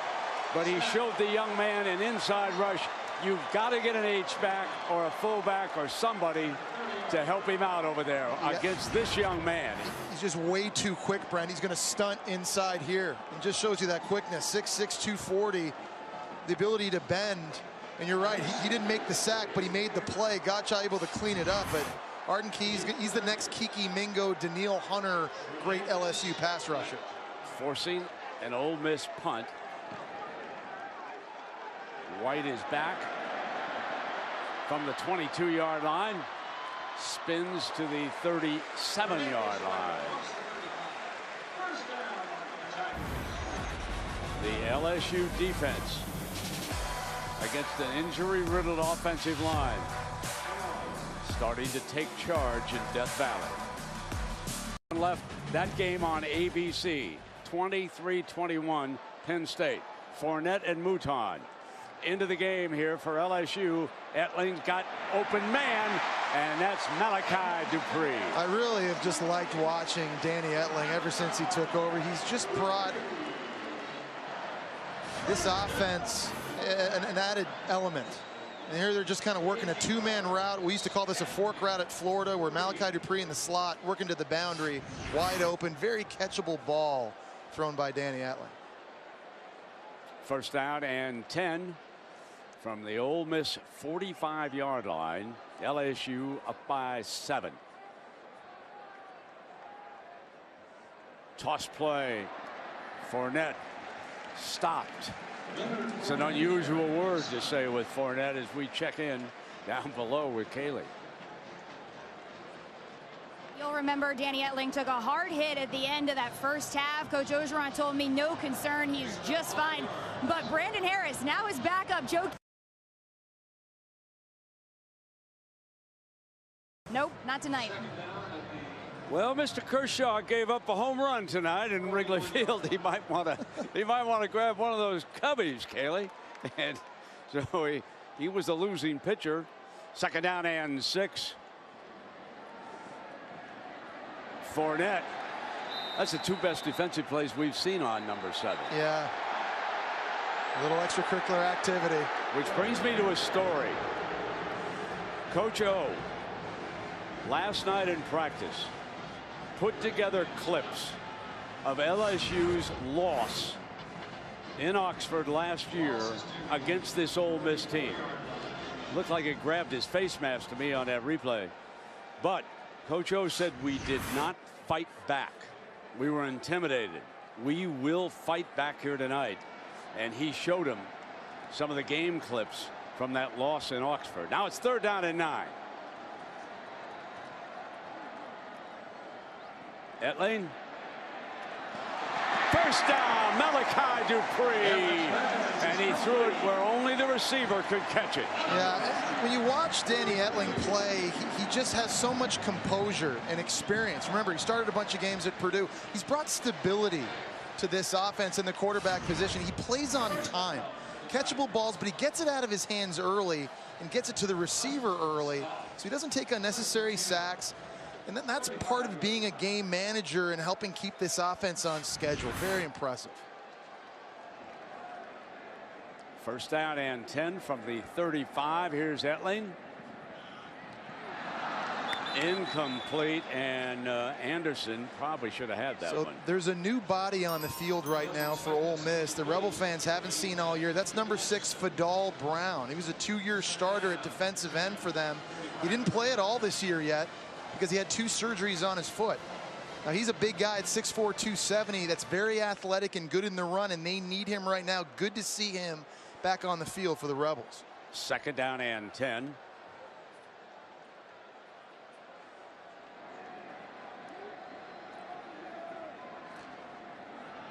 Here's Fournette. Stopped again, and suddenly Ole Miss able to shut down. That time it was Bing Dukes as we check in the studio with Adnan. Bing Dukes. And Hartsfield. No gain. Third down 10. 35-yard line. All right, keep an eye on that. Howard shuts down. Etling quickly gets it off to Fournette. And Fournette will be pushed out short of that first down. One of my favorite stats in all of football. Ira Parsegan coached at Northwestern. Miami of Ohio before that came Northwestern.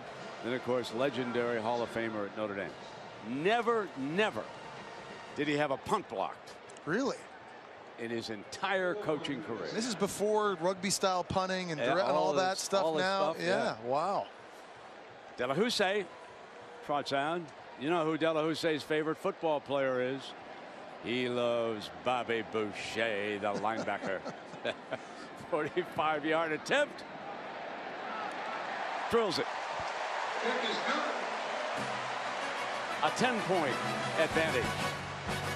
LSU, Penn State ahead with 4:21 remaining in 151 yards, single game school record here, averaging 25 yards a carry, 3 touchdowns. You expected him to be motivated and to run angry, and we've certainly seen that today.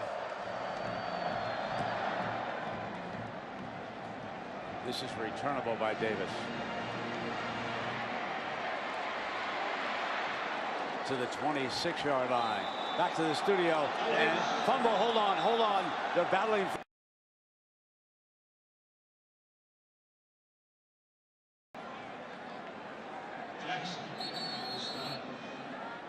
That was Jackson in the middle of it, that defensive back. Take a look at this again. Does the ball come loose before his knee or elbow touches the ground? No. I think he had control of it all the way to the ground.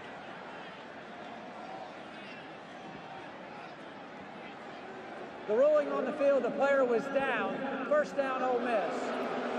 And that's a good call. Yeah. So that gives us a moment to check in with Adnan.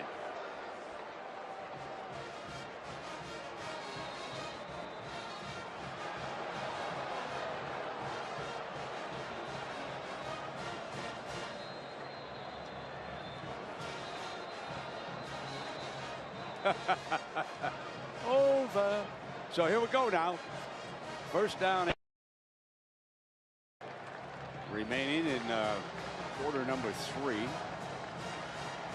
think all eyes right now have to be on the left tackle from Ole Miss, true freshman Greg Little. Of the last 2 snaps, he's really struggled in his pass protection against Arden Key. They've got to shore that up, or this offense doesn't have a chance. Judd, the running back. Key looks like he's a track man, doesn't he? He's a speed rusher.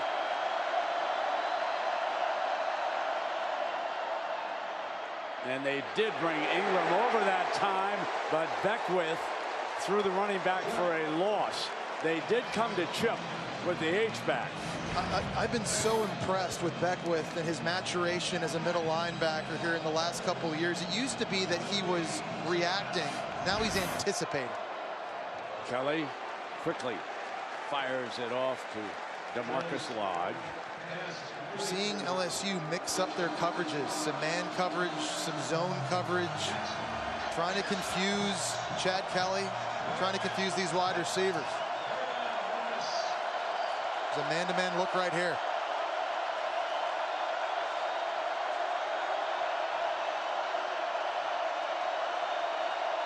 Now it looks like LSU checks out of it. Chad Kelly wanted to check. It looked like the LSU defense checked too.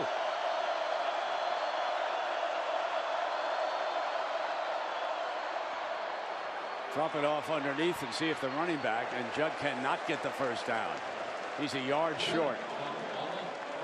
Really good job just rallying to the football. Tremendous pursuit to Sean Bauer that time, running over and making a play and forcing another Ole Miss punt. And you can kind of now feel all the momentum sliding over to LSU. If they were to get a score on this next possession, start running away with this thing. Dave Aranda.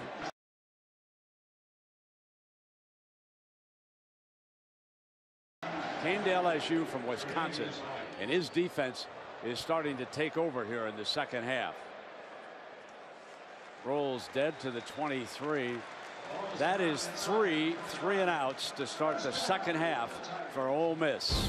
And another reminder, Monday Night Football, 8:15 Eastern or 7:15 here in Louisiana. Texans and the Broncos, Monday Night Countdown at 6. You have any feelings about that game? Yeah, well, the Broncos got to get back to running the ball. Remember how good they were early against Carolina and Indianapolis? They got to get C.J. Anderson in the ground game going again. They've struggled with that here recently in the last couple of weeks. Good news is Houston Texans, they're, I think, one of the worst run defenses right now in the NFL. There is Aranda, who I just spoke about. You see him back there with Beckwith, one of his to sit and talk defense with Aranda.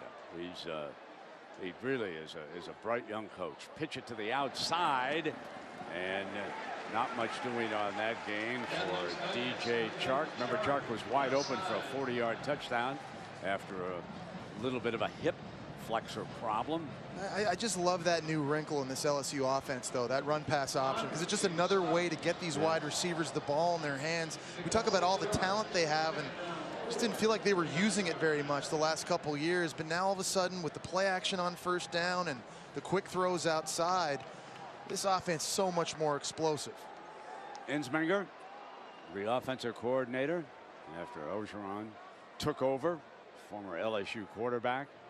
Etling wide open in the flat, is tight end for an easy first down. That is Jeter. It's just such a catchable ball that Danny Etling throws. Certainly he doesn't have the arm talent I think that Chad Kelly has, but he just spins it, just lays it out softly in front of his tight ends and running backs and receivers and just makes it easy. You don't oftentimes see all these acrobatic, awkward body catches that these LSU receivers have to fight for because of how accurate Etling is. First down and 10 from the 44. Fournette, he's to the 47-yard line, and number 2 is a minute and 7 seconds away from losing. Ohio State trailing Penn State 24-21, facing a 4th and 23. Wow. You've seen JT Barrett with a lot of magic in the second half, certainly last week against Wisconsin. A couple years ago, remember they had that big win up at Penn State. He was great in overtime then too. Can he pull it out? Wow. Second down and 8 here. There's that quick play action, and firing to Malachi Dupree, and Dupree is to the 39-yard line for a first down. And a great job with the progressions by Etling, because on that play and the play action, his main read is the fullback Mouton running in the flat. But just watch, a little fake here. He's going to look out to the flat to Mouton. It's not there, so you don't have to panic and freak out. Just get your eyes and feet reset. You locate Malachi Dupree on the spot route, get it to him quick and early, and allow him to turn upfield, and this offense continues to stay on schedule. Geis checks in. Ohio State is stopped. Penn State a minute away from a shocking upset. There's that play action by Etling, rolling quickly to the right, deflected and incomplete. So quickly, let us take a look at this week's AP rankings, brought to you by Northwestern Mutual. And Jess, I'm going to ask you the obvious question. Ohio State is apparently going to lose, barring a miracle. Who in that list right there would you move up to number 2? What would be your vote? Oh, to me, it's Michigan. Just watching how they've played so far and the dominance they've shown on offense and defense, to me, has been remarkable. But there's a lot of football left to be played in that division in the Big Ten. Ohio State, if they lose, not out of the playoff picture yet. Battering off the right side that time with the running attack for Geis. We haven't really seen a lot of Darius Geis tonight because of how well Fournette's played and all the explosive plays they've had on offense. But I think right now, LSU, the best 1-2 combination at running back in the country is right here in Baton Rouge, and Fournette and Geis. There's a couple of, who knows, like you said, there's so much football left to be played. Remember, Michigan still has to go to Columbus to play Ohio State. Now, Fournette and Williams are into that backfield. Fournette flares, but Etling's looking the other way. And he's going to take a sack at the 46, and that was Gates, the junior from Hampton, Georgia, bringing him down for the Rebels. This will be Coach Franklin's, the former Vanderbilt coach, now at Penn State. This will be by far his biggest win. Stunning and twisting, and it's Isaac Gross, number 94, that forces Etling to step up into the pocket for Ole Miss, bringing him down.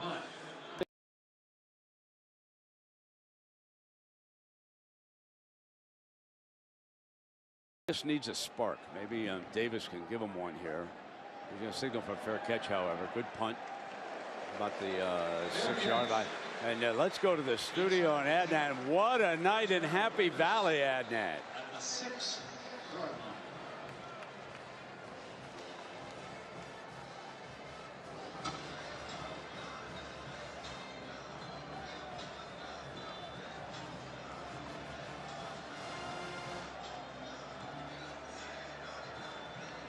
Yeah, exactly. And guess what?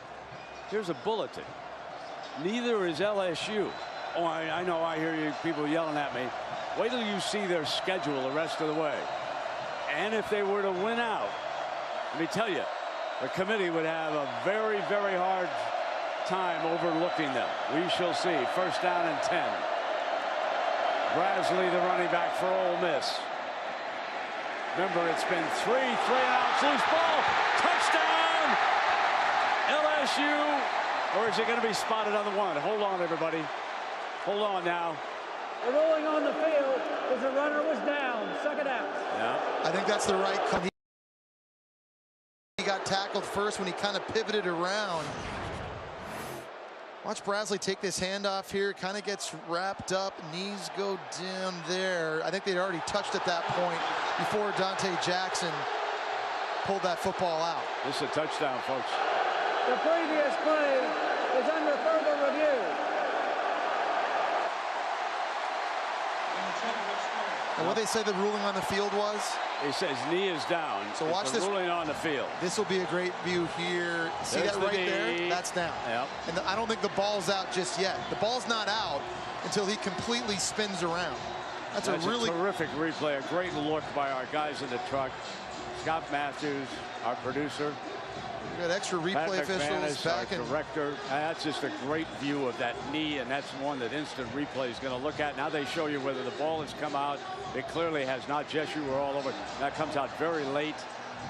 There's replay officials back in Birmingham, Alabama at the SEC headquarters that can help out the replay officials here as well to make sure they get a consistent call. But I think you're right, Brent. Those are great looks that we had an opportunity that we're feeding those replay officials to make the correct call, and I think the call on the field is going to stand. Compliments to the truck. They got right to the correct angles.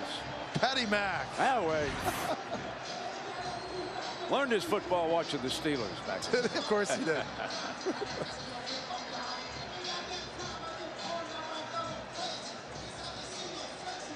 What a scene in Happy Valley. It was a whiteout, and now it's a complete whiteout. That student body has stormed the field. So many great games up in there, Jess. It is really nice to see the Nittany Lions win a big game. Nothing against Ohio State. No. After review, the ruling on the field of the player being down is confirmed. Second down, Ole Miss.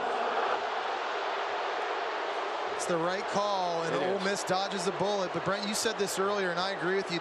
They need a spark. Something has to happen. They need an explosive play on offense. As we look back at these angles again, I think the picture on your right is the best picture. But Chad Kelly needs to hit a throw. So one of these receivers has to win a one-on-one. We got to get back and talk about that matchup. Ole Miss receivers, LSU DBs, Ole Miss outside. They got to start winning. Second down and 10. Kelly from his end zone. Ingram breaks a tackle. That's how dangerous he can be. He's out to the 12-yard line, and he was shut out in the first half. I was And gonna Ole Miss say. missed it. Yeah, it's his first catch. He's the leading receiver in the SEC. And right now, his second catch. And, you know, you're throwing him screens. They need him downfield. Third down and 4.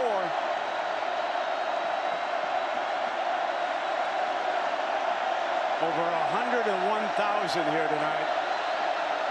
The 11th largest crowd ever in this stadium, and they're in full throat.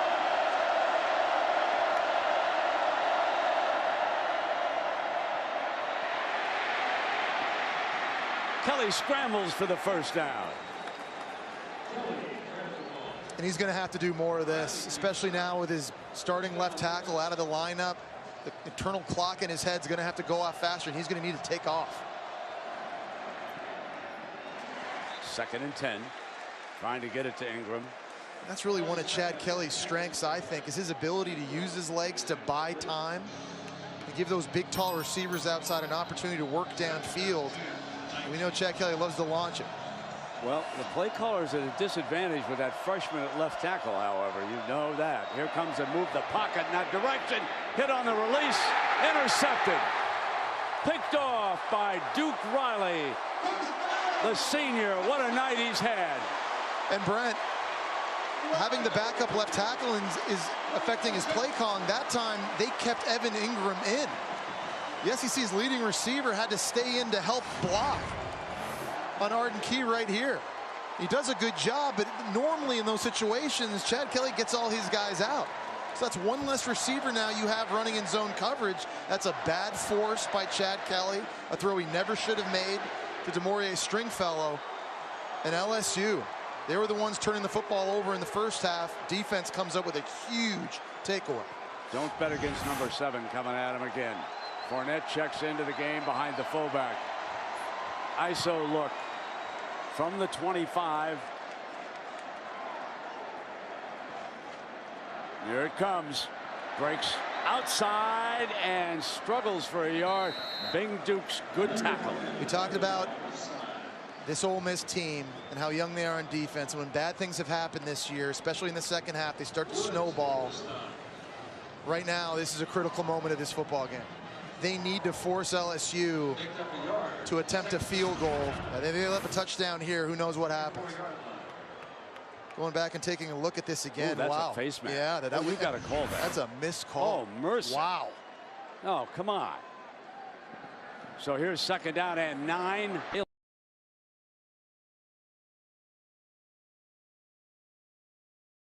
And it did not. It gave Ole Miss a little.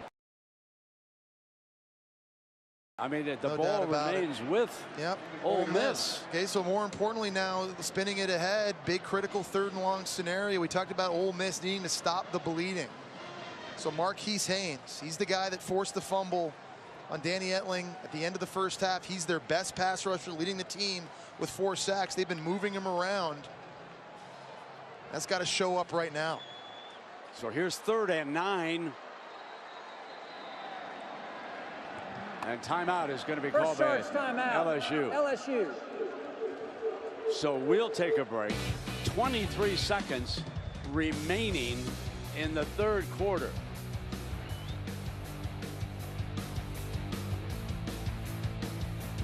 Watching you guys over a cold one later tonight. Always love your wrap-ups. Love those 2 guys that you got with you. Do a great job in the studio. So here it's 3rd down and 9. 10-point lead, and LSU threatening. Even should they miss on this 3rd down, Delahousse pretty accurate from right around here. Etling fires off to the side. Intercepted. Beautiful interception by Derrick Jones. What? That could be a game saver right there. No doubt about it. It's the play that Ole Miss needed defensively to try and gain some of this momentum back. So impressed with their back against the wall. And that time, the throw a little bit late from Danny Etling. He'd been playing on time, but this is an outbreaking route to Chark. The throw a little bit late. It was undercut by Derrick Jones, and at 6'2".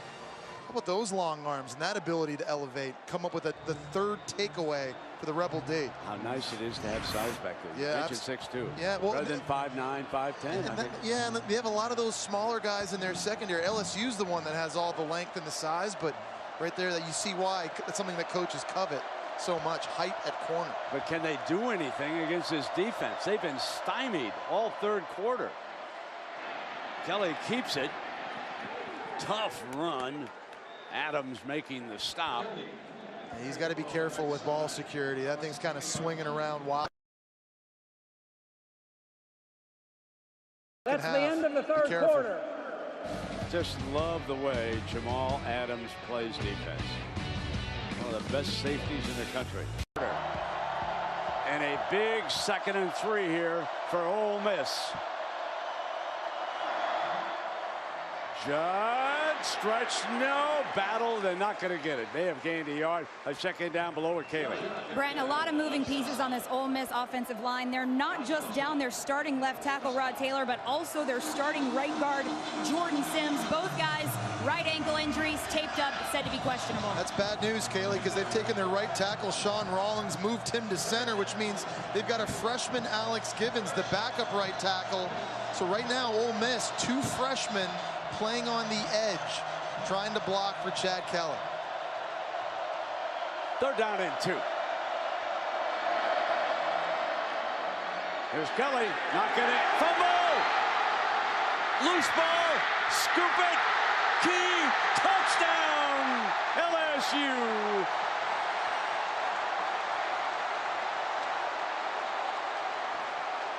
Got to go back and look at this again. The ruling on the field as the runner was down. It's 4th down. That's what I was just going to say. Watch Chad Kelly here. Legs get taken out from under him. Elbow equals a knee. I think that's going to be down. Jamal Adams, they came in and made the play behind the line of scrimmage. Kelly still, I think, has possession of the football when the elbow hits the grass. The old John Madden line, eh? Ground can't cause a fumble. How about this LSU defense, though, flying around? And what a game Jamal Adams is having. Oh, it's unbelievable. I mean, he's a guy that has always been good in run support, but the coverage he's done on Evan Ingram and now making that play. So Before the snap, there was a whistle. previous play is under further review. So the replay booth wants to take another look at it. With some of the angles that we've got, we're of the opinion that it's going to stand, even though the ball popped out, as just told you, this forearm right there. Now, did they say that the ruling on the field was that he was down? Yes. See, I wish they would let the play go on, because let's just say in this replay they actually determine that it's a fumble. LSU should get the defensive touchdown, but because you rule it down, you don't get that opportunity. I wish sometimes the referees would let it go. The ruling on the field is confirmed. It's 4th down. And that's the right call in this scenario, but I think referees should let that go on. They did so that the first defensive with score, some of the yeah. instant replays, you know? Yeah. And then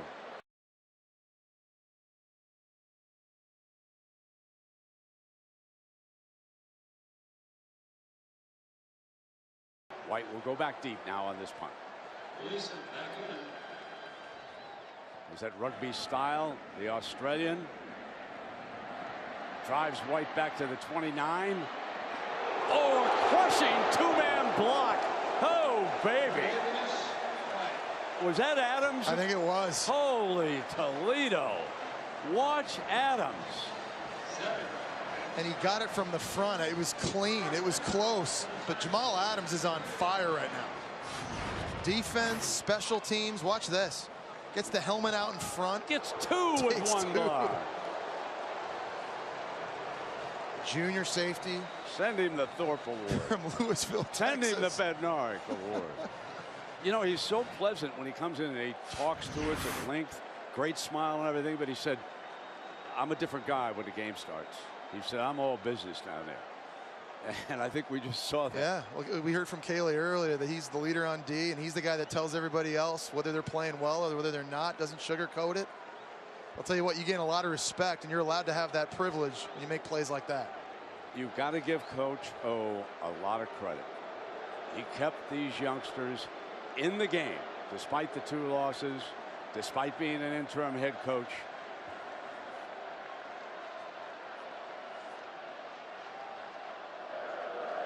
The game clock started in error. Please reset the game clock to 13:29, please. So that gives me an opportunity at, mind you, after we're done here in Death Valley, keep it locked to ESPN Sports Center at night. Nicole Briscoe and John Buchagros. Bucci and Nicole. Highlights and a breakdown of Game 6. The Cubs, they'll tell you all about it. Headed to Cleveland for Game 1 of the World Series. They'll have all the highlights. Been remarkable, folks, not just the Cubs, but how about the Cleveland Indians? You know, just one thing about the SEC, it is a great baseball conference. You know, a lot of players in the major leagues scattered around. Right. You want to see college baseball at its best. Watch the SEC. Here's Fournette. And he's out to about 32-yard line. And I just wonder how much gas that this Ole Miss defense has in the tank. Their offense has not helped them out at all here in the second half. Ole Miss doesn't have a point in the second half. This defense is being counted on and relied upon to come up with these turnovers with their backs against the wall. They've been maligned all season long. How much more do they got? 2nd down and 7 for Danny Etling, who has shown some toughness tonight. He's been banged around by this Ole Miss defense a couple of times. Haynes got on him, forced a fumble. Here's Fournette. How about that power run? Well, and an offensive line that's starting to get serious movement here. Josh Butte, a 346-pound right guard, is just a mover of men. You're going to see him double here and then slam and get up and take a defensive tackle off that into a middle linebacker and just get pushed backwards. And then Fournette just does the rest. Fournette's headed for a 300-yard night. And given the schedule that's ahead for LSU, should the Tigers come up big, do not count him out of the Heisman race. That would be a huge mistake. Here he comes on the toss, cuts back,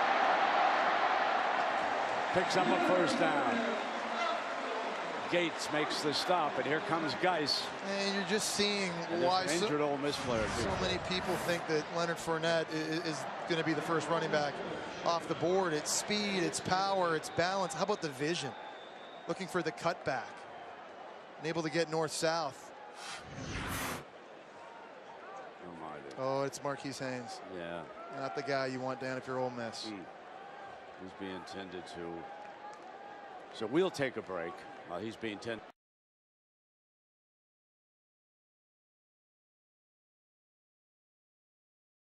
What? Wait till you see what happens. Position. He meddled with his assistants, he admitted. Got in their way. He would yell at the quarterbacks like they were defensive linemen. He says he has changed greatly, lets his assistants do their work, learned a lot. This is Geis diving, twisting. What a relief pitcher. That's a great point you make about Coach O, though, Brent. I think his greatness is as a motivator. And I like that he's allowed his position coaches and coordinators to deal with the X's and O's. He delivers the positive energy to this football team throughout the week, on the practice field, in the meeting rooms. The message is always about team, kind of an us against the world mentality. But these players buy in quickly. They love playing for him, and it's shown the last 3 weeks. And he's in a state where he doesn't need an interpreter. 2nd down and 1. Love Coach O.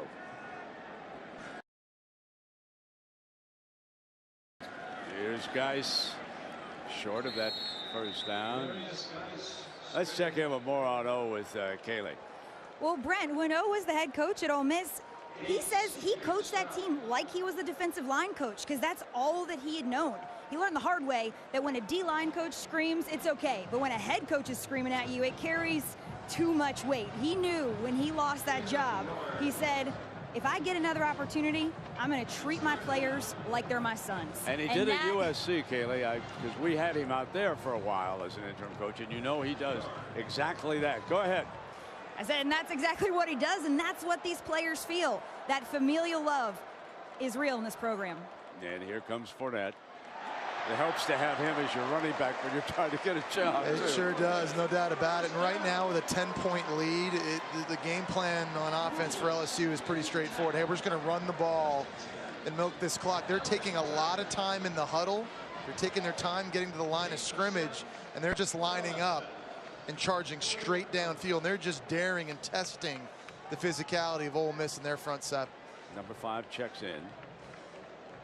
And again, Ole Miss without Marquise Haynes, their most explosive playmaker in their front seven on defense, being sorely missed.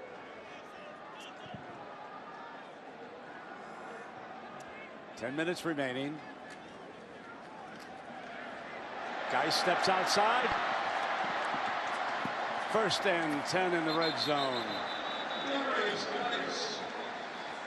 They're getting really good blocks from these fullbacks. J.D. Moore and Brykeithan Mouton, when they've been isolated against Ole Miss linebackers, they've come through and delivered and allowed some rushing lanes for these LSU backs. Here's my favorite stat of the night from George Hill. This is, believe it or not, LSU's first trip to the red zone tonight. Their touchdowns have come 59, 40, 76, and 78 yards. I think most of those are number 7. I think there was the one busted coverage. Yeah, DJ Chark caught that long one, but it's been because they've been running the football. First down and 10 now.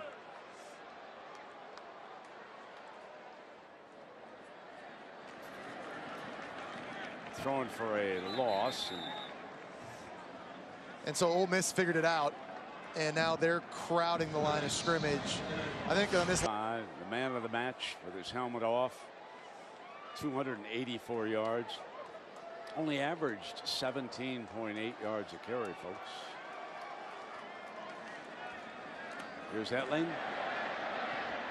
Drops it off to the side, and that's Williams, running back, who checked in, number 28. It's a pick your poison dilemma if you're Ole Miss, because do you load the box to stop the run and then let these athletic wide receivers for LSU one-on-one outside, or do you play big zone coverage to prevent the explosive throw, but then leave yourself susceptible to getting run on? I think at this point in the game now, and with the success obviously Leonard Fournette has had, I choose load the box and take my chances with my DBs outside. And we get a report from down below that Haynes is checking back in for the defense now.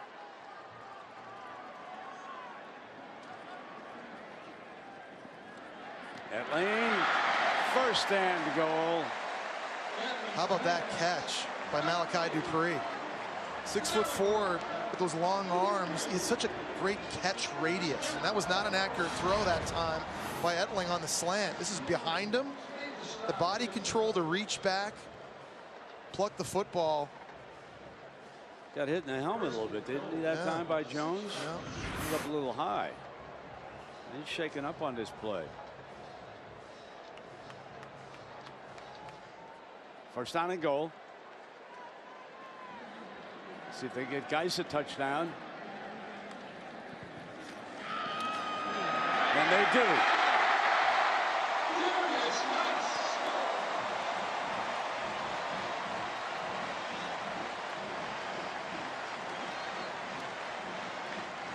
As this game has worn on, this LSU offensive line has gotten stronger. They've gotten so much more movement here in the second half up front. It's the type of game I think Coach O loves. Certainly I know Leonard Fournette loves. Delahousse on for the extra point.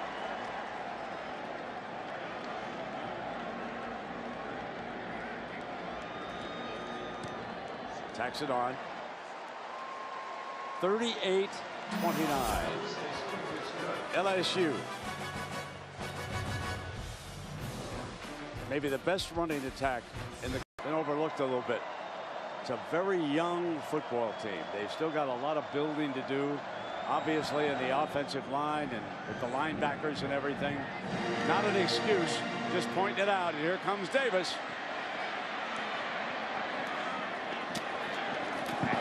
Roped down at the 20-yard line. Bringing the heat. Remembering that loss last year in Oxford. Not in our house, they're saying. We got a short week to get ready for Texas A&M, but I'll tell you what, with the talent this team has, if they keep buying into Coach O's message. Danny Etling continues to improve at quarterback with 2 healthy running backs at Fournette and Geis. Defense playing lights out. Who knows? Kelly. And it is caught by Stringfellow. We haven't heard from him, and that's Tolliver, the defender. Been impressed with LSU's defense tonight against this kind of explosive passing attack. They've only given up 2 touchdowns in this game. LSU's defense looking good again. Runs the slant before the chains could even get moved, and Beckwith again defending, that time against Ingram. So it is second down.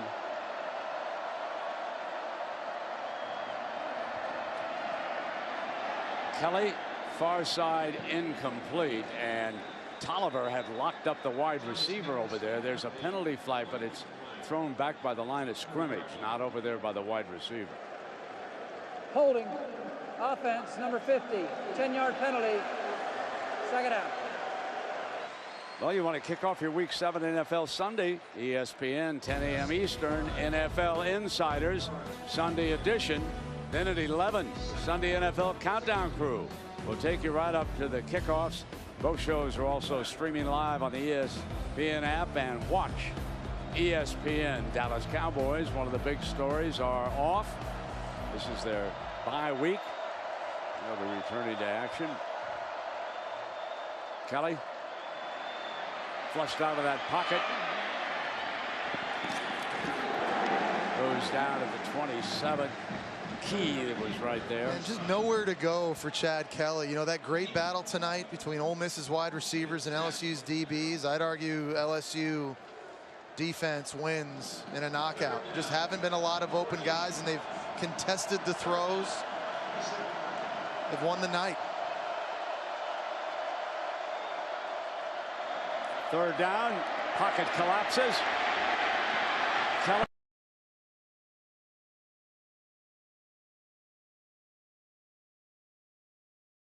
And he was defended by Riley, and here comes the punt team, and he's been a very busy punter. So impressed just with Dave Aranda, the defensive coordinator for LSU. Remember, he came from Wisconsin a year ago, and he's incorporated some new schemes, some more zone coverage on the back end. This defense, so much more multiple this year than we've seen. They've been less predictable. They've bought in. His players love playing for him. That is the 8th punt for Will Gleason. And here comes White. 45 and out of bounds at midfield.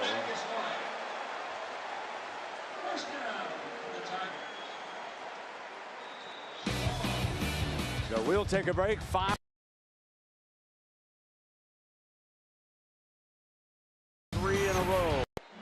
And now let's look at tonight's game-changing moment, brought to you by Benjamin Moore. Ole Miss had jumped out ahead, Jess. Yeah, but then it was Leonard Fournette, and really he changed this game the second he came out of the tunnel and missed the last 2 games with that left ankle injury, but made his presence felt very, very quickly. A long touchdown run early, and it's been a lot of Leonard Fournette often. You see 16 carries, 284 yards, a single-game LSU record. He's been good tonight catching the football, and that's bad news. We talked about that schedule remaining for LSU. Those defenses now, they've got to deal with what looks to be a very motivated Leonard Fournette. And I think his night's over. Here's Geis. That was the 59. He also added a 76 and a 78-yard touchdown run. And now Geis and LSU work on the clock as we go down below to Caleb.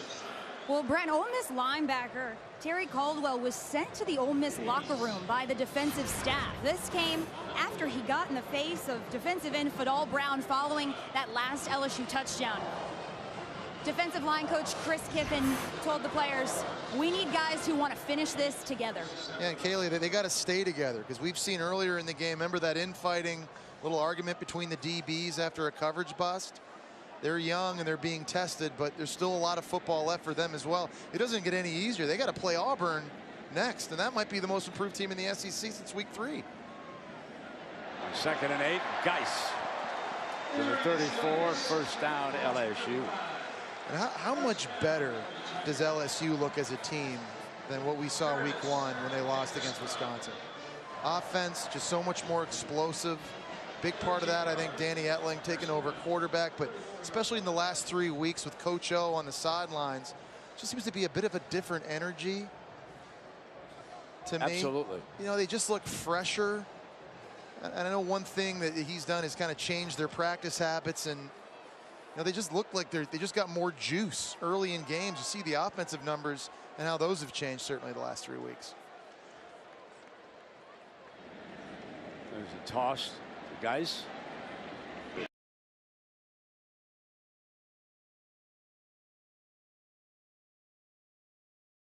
get a coaching job if that's what he wants to do. But the other day, our stage manager, Jacqueline Jameson, who really runs this operation up here, JJ, she was down getting a little barbecue. Yeah. And she ran into the coach. Voodoo chicken. And there she is. There's JJ. But I want you to take a look at Les. He looks calm. He looks great. he was out. He posed for this. And Les, we know you're with your family tonight, and I hope all is well. And like I said, if he wants to coach again, he certainly will be able to. By the way, happy birthday, JJ. Here we go now. 2nd down and 5. And here's Geis.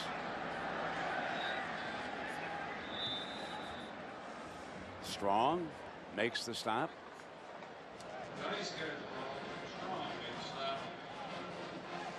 But you know, I do want to say some nice things about Hugh Freeze, and he also has had nice things to say about Coach O. But this has become a very, very difficult year now for Coach. And he said getting ready for this game he thought was the toughest thing. Well, now it gets worse because there were high expectations. They've been struggling in their good matchups against the quality teams. They've got more quality teams coming up, Brent. Yeah. They got Auburn coming up next. They still got to go to Texas A&M down the road.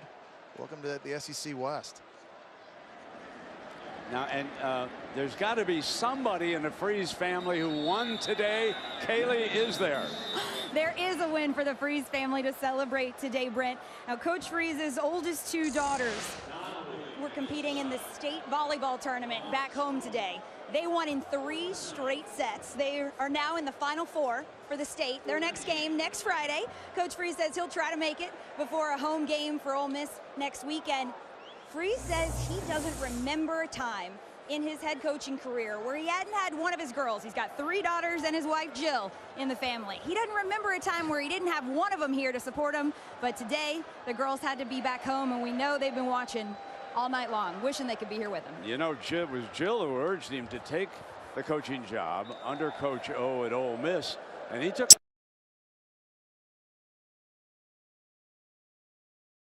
That's right. Freeze was a very, very good high school coach, and he was making up around $100,000 a year when he took, I believe it was $35,000 or $40,000 to become a glorified gopher when he started out for Coach O. And then he stayed at night. He was the last man out of the office. He learned, and when a spot opened up on the staff, Coach O elevated him, and the two are good friends. Obviously, they're big competitors here tonight, and looks like Coach O is going to win his 3rd in a row.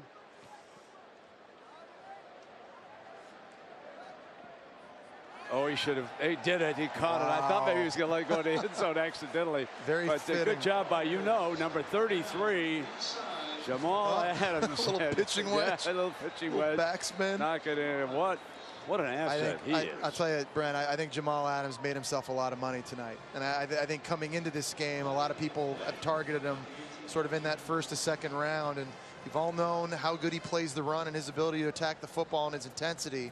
He covered extremely well tonight. I think really showed more of that versatility, making big plays on special teams as well.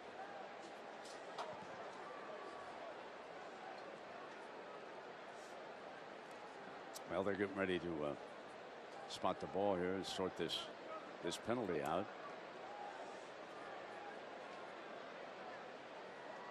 You know, Adams tonight made 5 tackles, 2 solo, 1 pass broken up. But it's the invisible things. I mean, he took Ingram out of the game in the 1st half. Yeah, which no one's been able to do yet this year.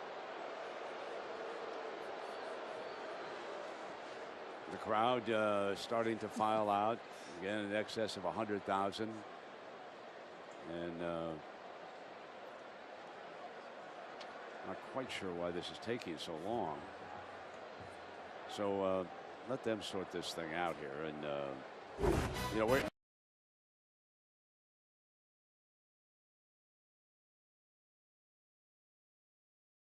Nebraska and Wisconsin.